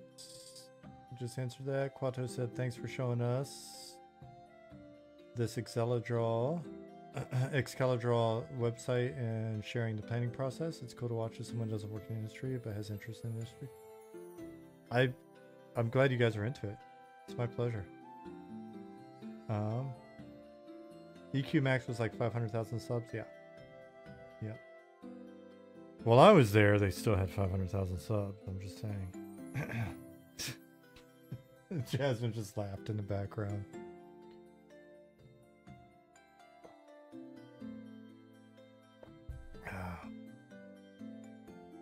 EQ is how old now? Like 26 years old, I think. You know what? But here, in no bullshit, in all reality, in all seriousness, and this is something that I'm going to reinforce a ton, both with the team and with you guys before we go live into early access. We always assumed the first year or so is going to be rough for us, right? Because the game's not going to be anywhere near as big as we want it to be. You guys may run out of shit to do. You're like, oh my god, it's all these desert zones, and I thought you guys were going to magically pull like 3 more biomes out of your ass before EA. Despite us saying, we've looked in there, we've got no more biomes in our asses. All that stuff. So we know that it's going to be one of those things where people are going to be like, oh, I thought they were just kidding. We thought they were going to suddenly be like, here's the rest of the world and stuff. So year 1 is going to be a grind. We know it. The hope is when you guys are still waiting on every other game to come out in a year and a half, when all the games that are going to be the best MMOs ever are still like not shipped, then you'll be like, Let's go check back in on that Monsters and Memories, right? Because they're still kicking it. And then you'd be like, well, holy shit, you guys added even more? Okay, this is actually starting to tickle my spots. And then you can come back and play that for a while, and then, you know, hopefully if you kind of get tired again, you come back again in a year because you're still waiting on those other MMOs. And then it's like, damn, you guys, you're tickling all my spots.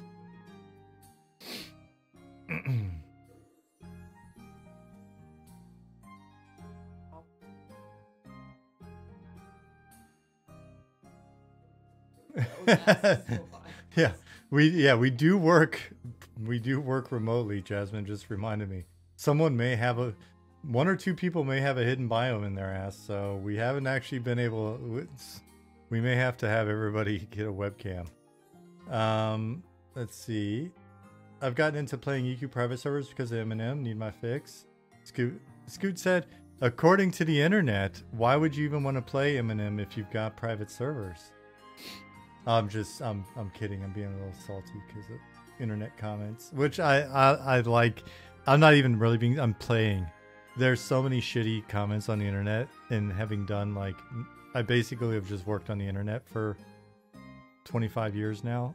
I'm so like, the comments, I just read them and just like whatever.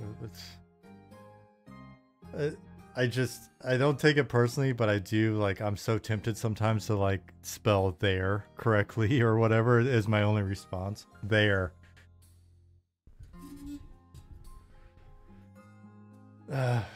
Correct their typos and move on. Okay, so anyways, how many votes did you place for lizard people? Zook's getting his lizard men no matter what. That was terms of the deal. When Zukin came on the team, he was like, listen, I'm not even gonna touch a 3D editor until you commit to adding a lizard person. Goblin got goblins, where are my lizards?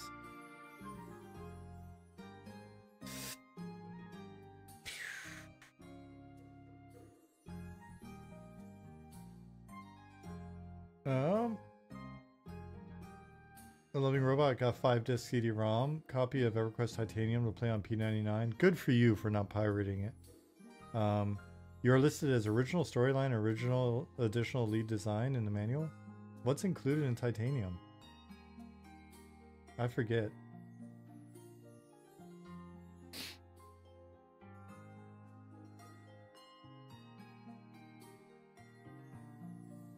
So kudos on making EverQuest. Seems like a cool game, interesting story. I made very little of EverQuest.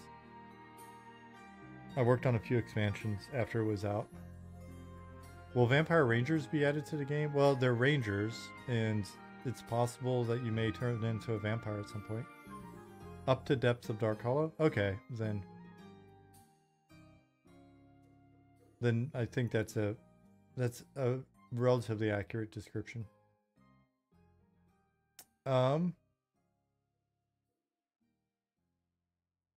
Is music still playing in the background? It is, okay. I had to turn it down so I could think to answer your questions. All right, let's read these VOD comments out. Here's all the VOD comments related to what we're doing with this map so far. Well, that one's just a compliment about the music. Thank you, Johnny. It's over, Johnny. It's never over.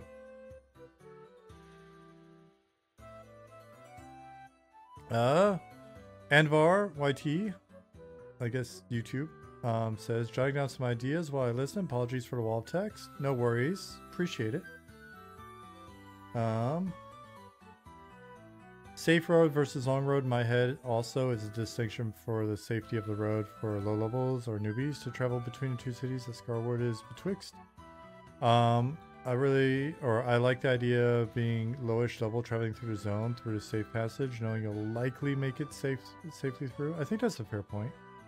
You just got to keep your eyes open. Yeah, and so there'll be some stuff that might be scary, especially as you're heading east, but that you'll probably be able to skirt it. We'll make sure there's some skirty paths if you're paying attention. Malkney says that tentative playtest schedule with longer duration. Things are happening. Hey, they are happening. Every day, they're happening. Oh man, Slack notifications up to 51. What's being discussed? What did I do? This is about the butts.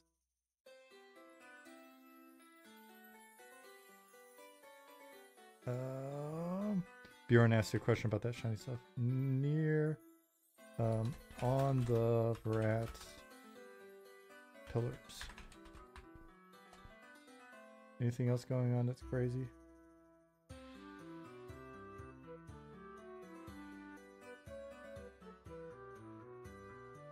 No. Okay.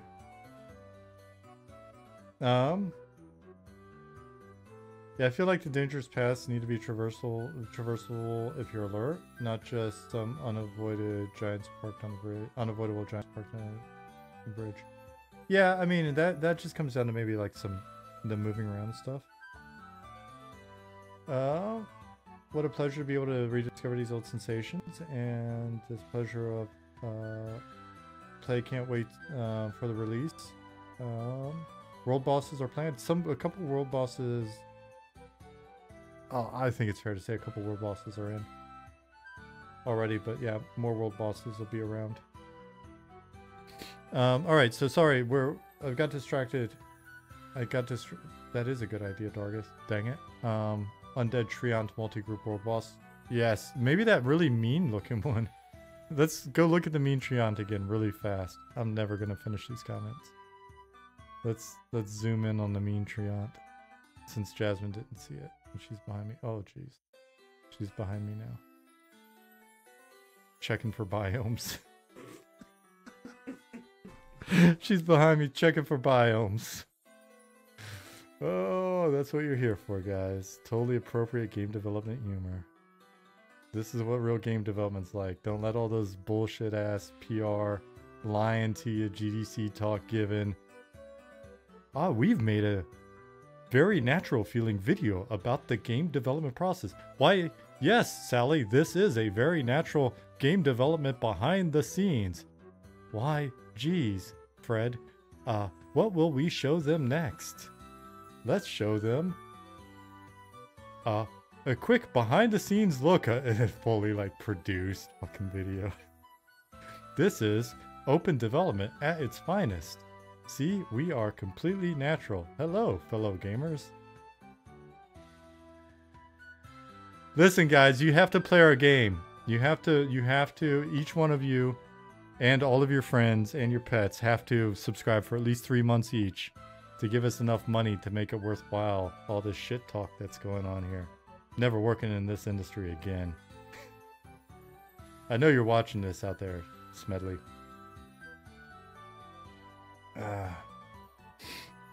I wasn't making fun of Smedley with that last part. I was just saying, like, when I go to hit him up for another job, he's like, "No, dude, I watched Monsters and Memories in Making." So, anyways, this is Dargith's freaking monster right here. This is the world boss Treant monster. Rawr. Who did this? Quatos? Nicodemus did this based off of, this is the next step in our process. Because we have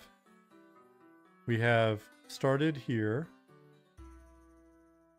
and then we handed this over to Bill with this legend that you guys devised, and then he turned it into this. Here's some notes on elevation for Bjorn. Bjorn's going to turn it into 3D, and yeah. So if you want to see this in the making, Quatos, check out the last 2 VODs on YouTube. Basically, we started with like 3 boxes and arrived here in the course of like, I don't know how much. I think it's like 2 sessions, but probably only like 5 hours worth of work, I guess. So that's pretty cool. Good job, guys. In this episode of the Making of Monsters and Memories, times we've been peed on by Guar. Exactly. Those are the stories people want to hear. Over to you now, Sally. One time I was peed on by Guar, Fred. That's too much information, Sally. So. Yeah, we talked about airsoft at the beginning of this stream. Issues. No, they do fake pee as well. They just basically fake fluids. Guar. You're thinking of real pee. That's the Bloodhound Gang. So, or GG Allen. So anyways, sorry Andvar. Got to keep your eyes open. My take initially is that the safe road is only known to be safe because it is patrolled, but you may happen upon bandits before they are dispatched by rangers. Fair.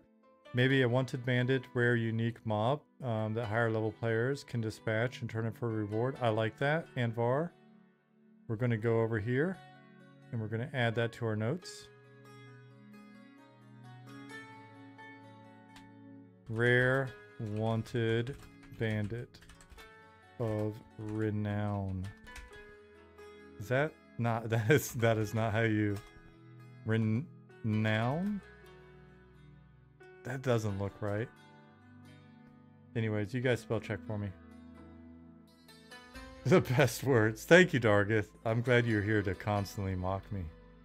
Cannot wait to meet you in real life. I saw this building process, just didn't know the physical map was part of that, but it makes sense. Oh, right on. Yeah. I kid because I love... I know, Dargith. I know you do. I pretend to be offended. Because deep down inside, I'm actually very offended. Reinforces the roleplay of higher levels. Being protectors for the noobs on the road between the cities. Yep. As someone born and raised in East Kentucky, Appalachia mentioned, let's go. Hey! Appalachia is fantastic. Appalachia is on our short list of places we might move to. Anvar, we may have to hit you up for some advice on cool places to live. Hit me up in Discord. Shoot me a DM. Tell me all about Appalachia. Appalachia. I mean, I'm serious. When we move from Germany back to the US, Appalachia is on the list. Montana. Yeah, you'll have to learn, but it's you'll learn how you'll be able to work with their accent sooner than I'll be able to work with people from Cologne's accent. So perhaps wisps only spawn around the mountains at night here with a cool emissive light effect. Look into Appalachian lights, Brown Mountain ghost lights, folklore for reference. Look into that, Jasmine. Okay, but remember that. All right, thank you, Anvar, for the comment. You mean you don't want to come back to Austin? Yeah, no, thank you. I'm good without Austin. 9 years in Austin was good. I enjoyed it. It was a nice part of my life. You know, it was the fusion tacos were awesome. Overpriced everything was good. I really did like Austin a lot. Dating crazy Austin women was fine, but I have moved on.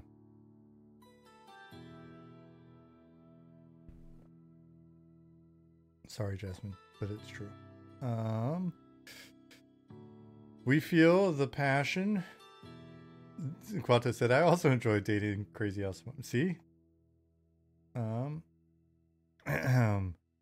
Feel the passion and energy put into this project, which is growing day by day. It's a pleasure to rediscover these old MMORPG codes I love so much. I really can't wait to see, or can't wait for it to see the light of day so I can rediscover these good feelings. A pleasure of playing. Thank you very much for this beautiful work. Hey, thank you. Luma93, that was nice of you. All right, so back to zone-related stuff.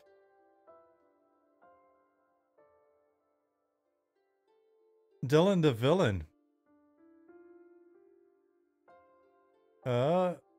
Said, little bit of a long one. Idea, mid-level to high-level event quest line finale. Drakes align with the Wood Elves as guardians of forests for lore reasons. Deep Elves enslave fallen spirits and or undead ghosts. Treants via necromancy. The event is a war between the two factions. Dylan the Villain, this is kind of cool. Deep Elves trying to claim more of the forest land and Wood Elves trying to push them back underground. Player chooses a side. Little ring war action. Or isn't given a choice based on a race. Good evil thing. Additionally, evil races are KOS to the high-flying drakes. If that is implemented, making traversal difficult for them. On top of the quest being the main focus objective, is it possible to make this a zone-wide event where ghosts and undead treants attack certain points of interest or outposts, but at levels that are appropriate for the majority of players in the zone, giving everybody in the zone a reason to take part, not just players to trigger the event. Hope this makes sense. Makes absolute perfect sense. These are really cool ideas. This is something that we could probably do some of, if not all of, conceptually.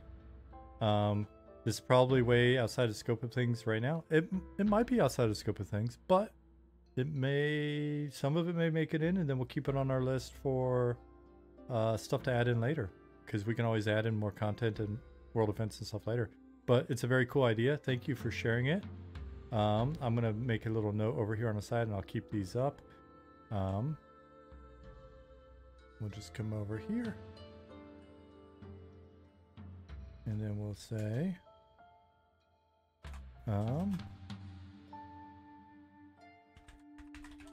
Dylan's versus DE Forest War event idea.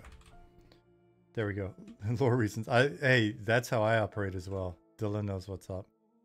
And this is happening for lore reasons. I think I actually gave Nick, it was asking a question about something I was working on earlier today, and he's like, well, so what's the background with this? And I'll be honest with you, my answer was, I just really had this idea that I thought would be cool for like this gameplay shit, and that's where I started. And now there's some lore reasons why it's happening, and so we kicked around a little bit of lore reasons, but it was like, why is this happening? Because I really pictured this event working this way. That's it. I really wanted to try this weird shit. So did Nick mention anything about termites to you? He did not. Nick's busted. What is he adding termites to? Is it in relation to the old termite mounds that wound up not being termites? They wound up being scarabs because we don't have termites.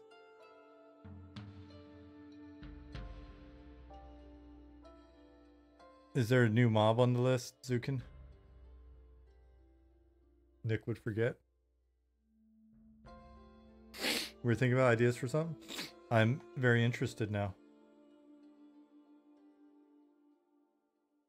As long as it fits on the schedule. You need to prioritize a beaver mob so you can have giant beavers in Scarwood. Big brown beavers.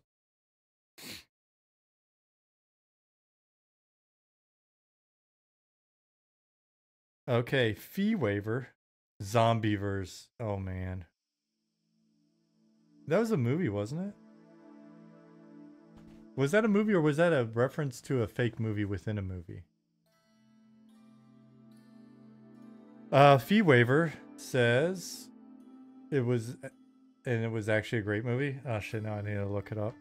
Lake could be an old abandoned mining operation, but earthquakes from the war caused the quarry to fill in with water. Or maybe it was sabotaged during the war. Otherwise, Lake would need a river coming down from the mountain that's feeding it. Fee waiver, let's see. Did we wind up with one of these coming down in the drawing here? Yeah, we've got... Nicodemus is ahead of you on this one. We now have some streams going down into it. I think it's we've already had a quarry, so we're gonna stick with the, it used to be a resort. It's been a resort for a while. But definitely appreciate the idea, the suggestion. And the otherwise that you put on here at the end is covered. Oops. Let's go to Starflame 10. Would love to see the vibes I got from Lesser Fate Arc and EQ. Come to the zone. Lesser Fate Arc had a real sense of wilderness, mystery, and isolation that could be explored with medium risk. There were very high level zone roamers like brownies with Sal and the evil unicorn that posed serious risk. But it was maybe 10% chance that you'd run into them on any given day. The roaming risk made me think twice about hunting there, but it forced me to learn zone carefully and was super rewarding. I think this is all like very fair vibe suggestion. I did not stamp the previous one with rejected. It was you guys had already settled, and we didn't want to disrupt that. And I felt like it was a good compromise because there was a suggestion that we couldn't use, but there was a reminder of something that we did ultimately wind up get in via bill. So, hey, what's up, Florine? So Starflame, definitely a good vibe reminder here. Some things that you could add to help with a mystery are multiple small branching paths from the main roads that weave deeper into the forest. Sometimes they may go to nowhere, other times small encampments. Also, brownies would be good contrast to the giants in the zone. We do have some like little, I don't think we call them brownies, but we got like little dryads that we might be able to sneak in here as well. Hey, what's up, Midgard? And there could be hostile and or friendly brownies. Finally, having hostile camps on the edge of the zone is a good idea because it incentivizes avoiding wall hugging. Cool, I think we got that. And I think I read Starflame's comment earlier, and that's what led me to also think about use of fog and stuff in this zone in terms of the vibe. We're definitely going to be using more fog than we have in most outdoor zones in this zone. Yamaron says, where do the bandits poachers come from? Do they have camps in the zone? They do. Or a dungeon where they operate from with a leader, potential quest? Yep. No dungeon at this time, but they do have camps and they will have a leader. Midgard, we're going through a zone that we've been working on together on stream here. So, and now I'm looking at the comments from the YouTube posting of the VOD. Demers15 says, size of the zone doesn't matter as long as there are reasons to have it that big, e.g. special drops, POIs, lore, etc. Yep. Well, I mean, it does matter in this one. The special reason is we wanted something that really takes a while to traverse and wanted to add to the world sense. Having roaming poachers actually aggro and kill animals in the zone would be a nice touch. Oh man, I gotta scroll back over and add that. I agree, Dargith.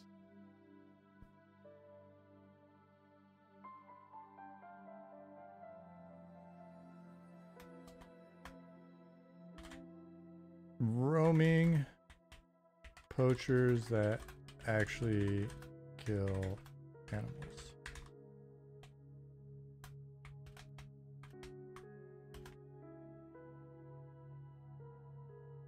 Oops, that's not what I wanted to do. I wanted to do this.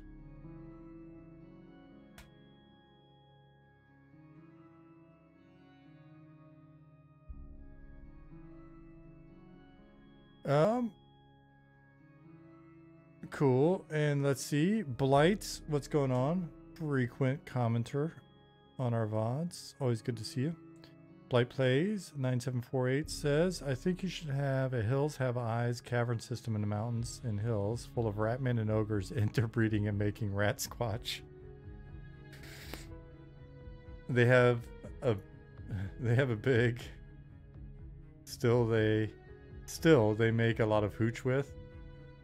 Rat squatch hooch. They could have some domesticated wolf kennel near the top. For operational security, there should be a few named rat, ogre, rat squatch, named cousin so-and-so and uncle so-and-so. We will take that under advisement, Blight. Inbred rat ogres are... We'll put them on Dargith's list.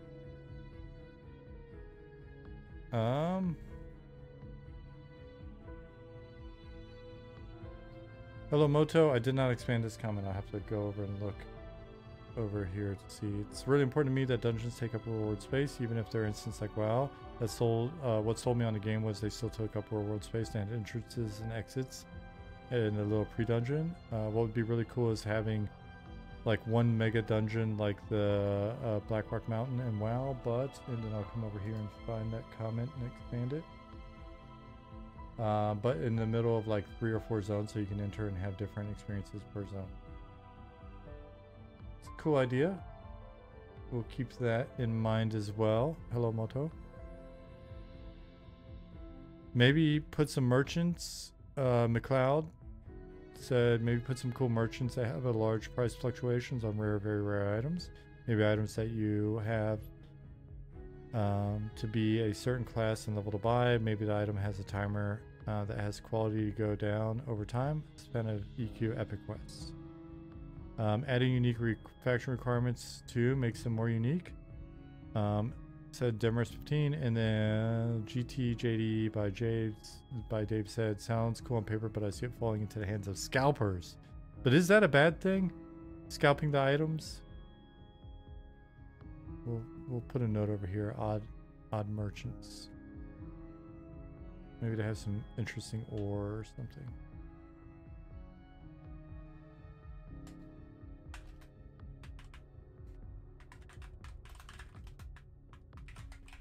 Question mark.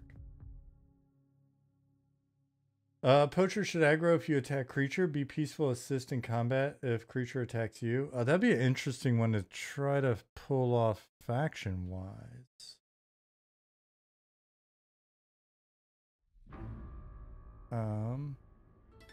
Where were we now? I think we've got at least... I think that's it. Okay. That covered the comments. Cool. Thank you, YouTube folks, for the comments. All right. Cool.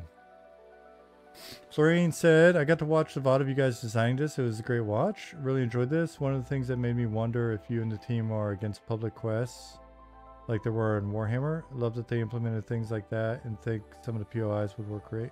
I don't think we're against them. It's just public quests wound up being a pretty specific type of system. And I don't like... It feels too system-y for us. Like, Warhammer had some really great systems. But that is a different feel than what we're shooting for. If we could somehow provide you with the same value, but in a way that feels a bit more organic, then that might be cool. And I think the key to that might be in something like... I think it was maybe Dylan's comment on here where, you know, if there's a event going on that is a world event that has various level mobs that people can then get involved with, right? So there's opportunities for different level ranges of people and different types of people, and people that are unaffiliated with a guild or in specific groups or whatever can come in and get a piece of the action and get a little something out of it. That might be cool. Because that feels a bit more organic. Are we going to get into Evershade again? Are we going to try to get... I can try that real quick. Let me see. And then if I don't make it, then we'll get... then, you know, it's 10. Jasmine's off work for the rest of the week. So I may get out of here relatively early in order to go hang out. And let me see. Is there anything I need to pull? I've got latest, so let me see if I can get back in. Odd merchants could be part of said event. Certain rewards for participating in faction war. Yeah, it could be. Especially if we get the bartering system in. What is that, you ask? Don't ask. It's just something I keep kind of bugging about, and we'll see.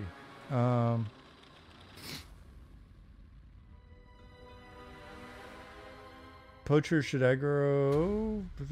Those poachers might get mad if you steal their animal. That's money out of their pockets right there. Yeah, I mean, there may be some obvious way of doing that I'm just not thinking of at the moment. But when we get to that point, don't let me forget, and we'll see if we can make it work. So Encrypt moved me out of the zone. And I guess I can try to zone again, and if I get stuck again, then that's just going to be that. I know how much it pains you to agree with me, Dargit said. Never.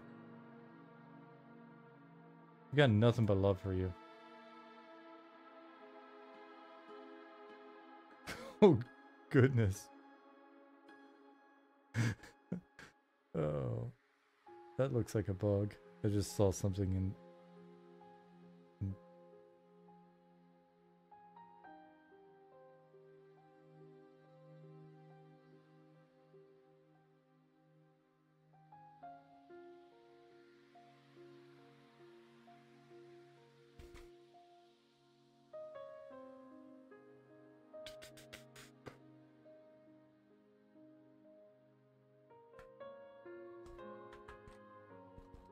sec.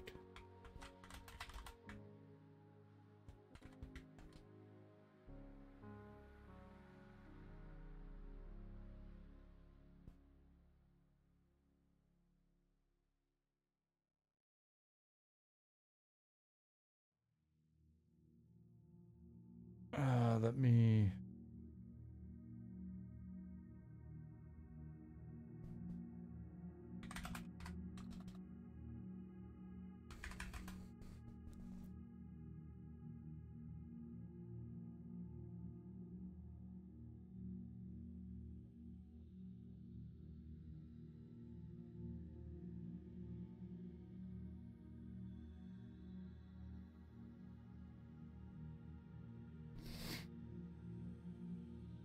Who owns or thinks they own the zone that the poachers are breaking the laws of? It's a good question, Golden Apple.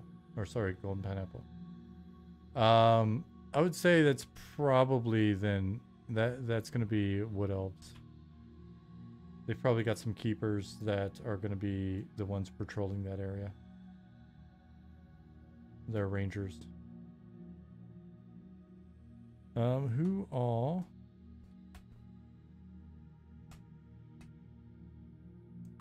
Who? Well, let's see.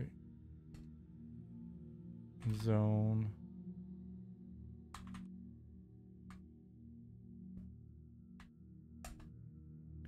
It may still be down. I'll get the minutes.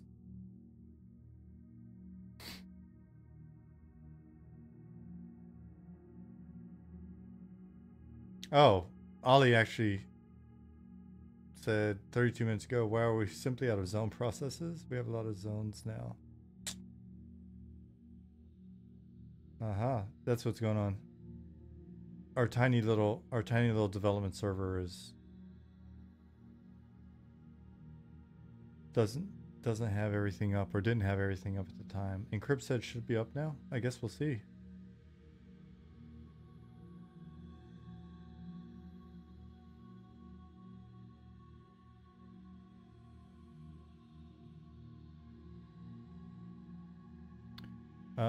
I need to save out a new version of this, so I can't forget to do that tonight.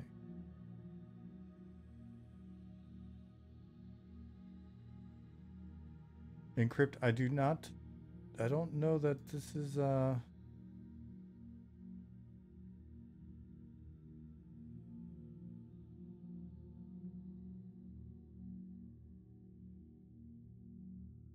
this is factual.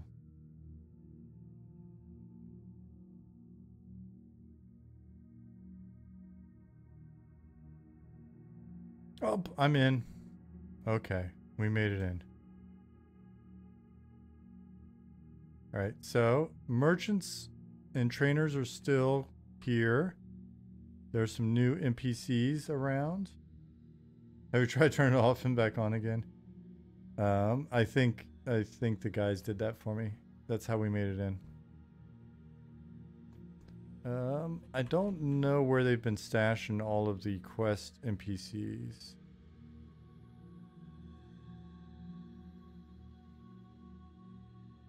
This zone it'll be on our list of zones to tackle and add more stuff to. In the next bit, we're wrapping up Fallen Pass right now. Maybe we'll prioritize this zone over other zones prior to the playtest.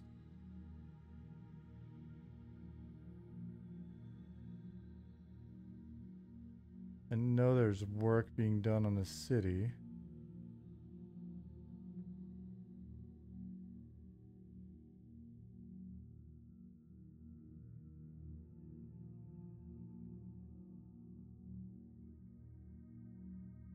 Hey, what's up, Liz Biscuits?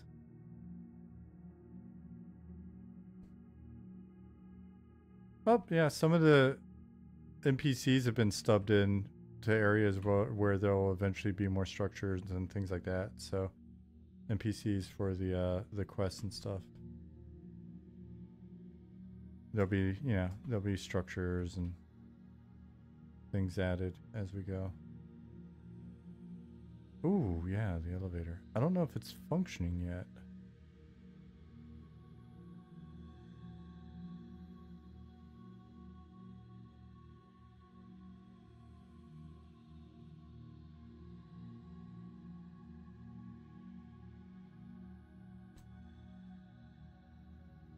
Yeah, not yet.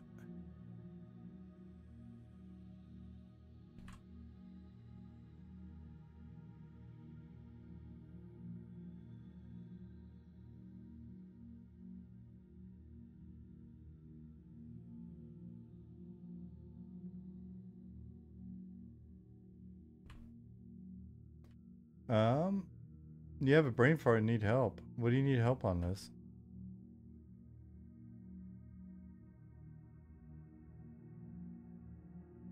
So yeah, NPCs and stuff are being added into where the where there will eventually be locations in the city, since we're riding ahead. Oh, this guy's got some missing textures. Something's not set up correctly in data, if I had to guess. Yeah. So still coming along. Purpose Drifter said, back in the 2000s, I was helping dev on an open source RPG called Plane Shift. Being a heavy D20 player and RPG lover, I proposed to code a job quest engine where NPCs had memories of events and quests were triggered from need. Drafted a 30-page document, outlined the way it could be implemented. The triggers wrote huge portions of the code, and it was written off by the rest of the team as fruitless. RPGs now have 10 orcs kill 10 orcs, collect fangs. Is that we've had very little progress in the RPG world for anything close to that. Yeah, I mean, I think that's a fair point. The work I was doing 20 years ago on MMOs has very much been consistent for the entirety of those 2 decades.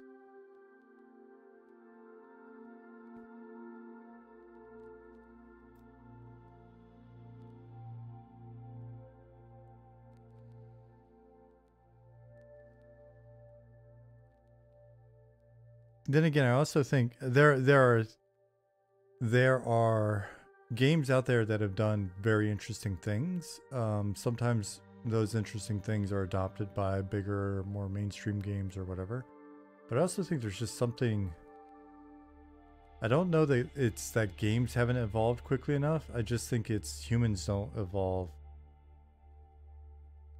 super fast either, right? And we like things that we're familiar with and we're comfortable with and understand, and so Guild Wars economy was close.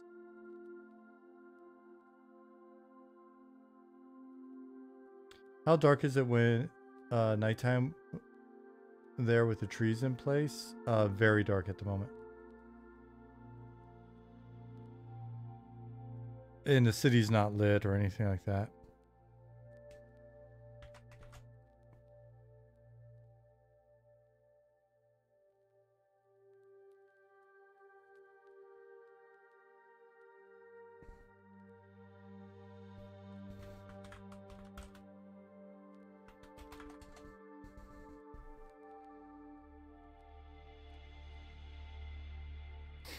Liz said, so NTP port number is 123. Is that because the UK speaking clock, e.g. you dial a number and it tells you the time was 123?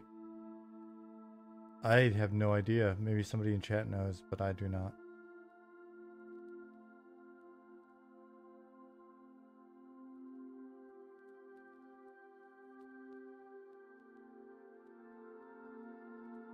I didn't even know that was a thing.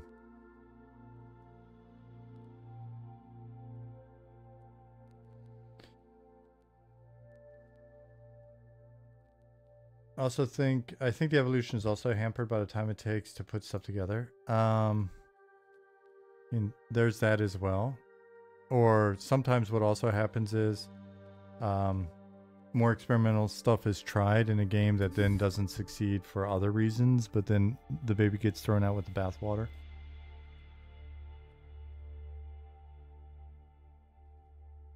I think we'll see more. I think we'll see more interesting systems in the next handful of years, especially with interaction and stuff, because of LLMs and a better LLM integration into different games and stuff. As much as people are like, "Oh no," or whatever, I think it's a reality.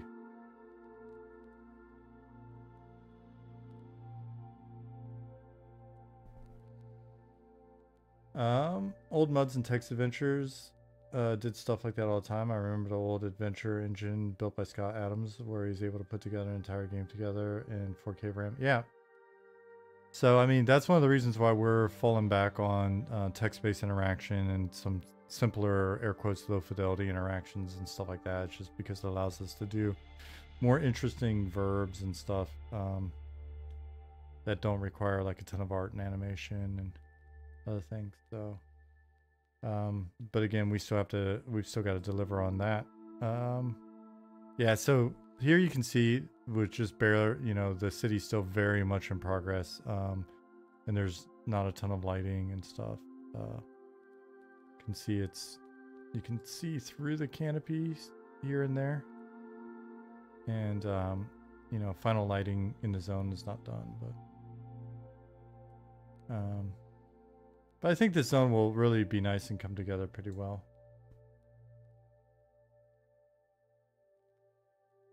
Can see this being like a nice, very warm, glowy city in the middle of, more darkness and stuff. So.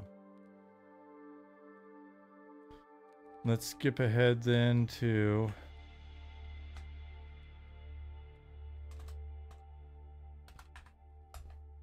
5 a.m. We'll see what happens there.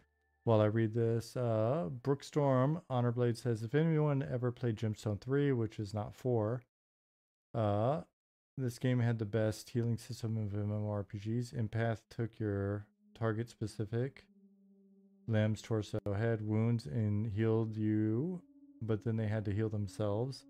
This is how they gained experience. Clerics were used for rezzing, and if I remember correctly, removing scars on the empath. Basically, healers sat in town and healed for experience, or they could adventure for experience. I'd love to see this implemented in a future game. Yeah, it's an interesting concept.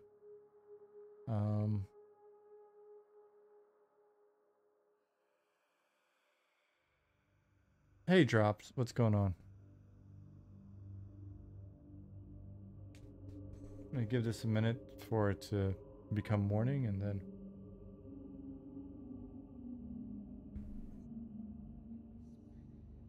NDP said, I just want to play pokers and MMOs again.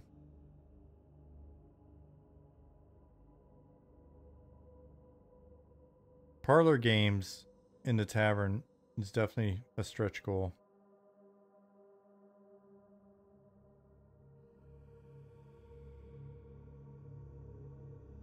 Did I ever play Puzzle Pirates? Hell yeah, I did. I really enjoyed Puzzle Pirates a ton. I thought that was super cool.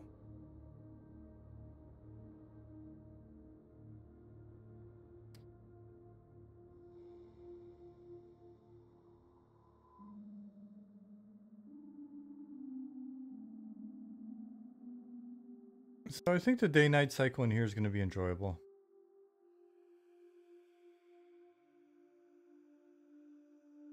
Eve poker for Isk got wild. I can imagine that.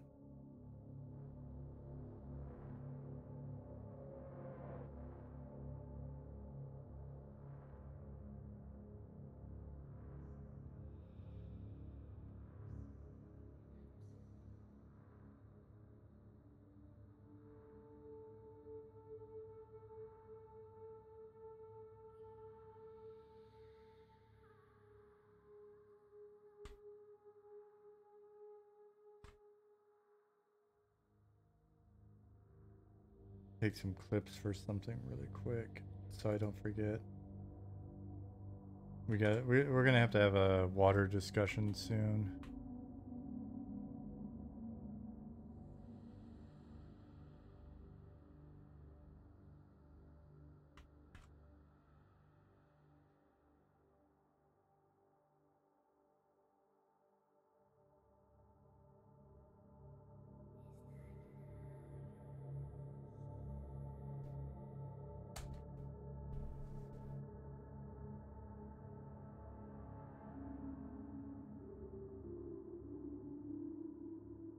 I just mowed the yard. I'm glad Eminem doesn't have ticks as mobs. Dude, ticks are disgusting. My poor dog gets them every once in a while. All right. All right, guys. Well, that was the day-night cycle in here. I think I'm gonna call it for tonight. Now it is it's 10:30 my time. Speaking of yard, I'm gonna go to the garden and mow that tomorrow, so we're gonna get up pretty early. Purpose Drifter, thank you for the follow. I'm gonna wrap up. I will see you guys on Tuesday, and on Tuesday we will have the map. Very likely we'll have the map. We'll be able to continue this process of designing out a zone. But by Tuesday we may actually be able to run around in our zone. In this zone here, we may actually be able to start to run around in it. So I think that will be pretty cool if that ends up being the case, especially since I kind of just like brought this up. I didn't warn the guys beforehand, so I appreciate them doing the extra work on it. I'll say goodnight for this weekend then. You Shoes, you're very welcome. Purpose Drifter, thanks for being here for the questions and comments. Brookstorm, thanks for being here as well. See you, Gunner Wolf, you have a good one as well. Telsmere, Doggeroni, Quixana, have a great weekend, guys. See you, Quatos. Florane.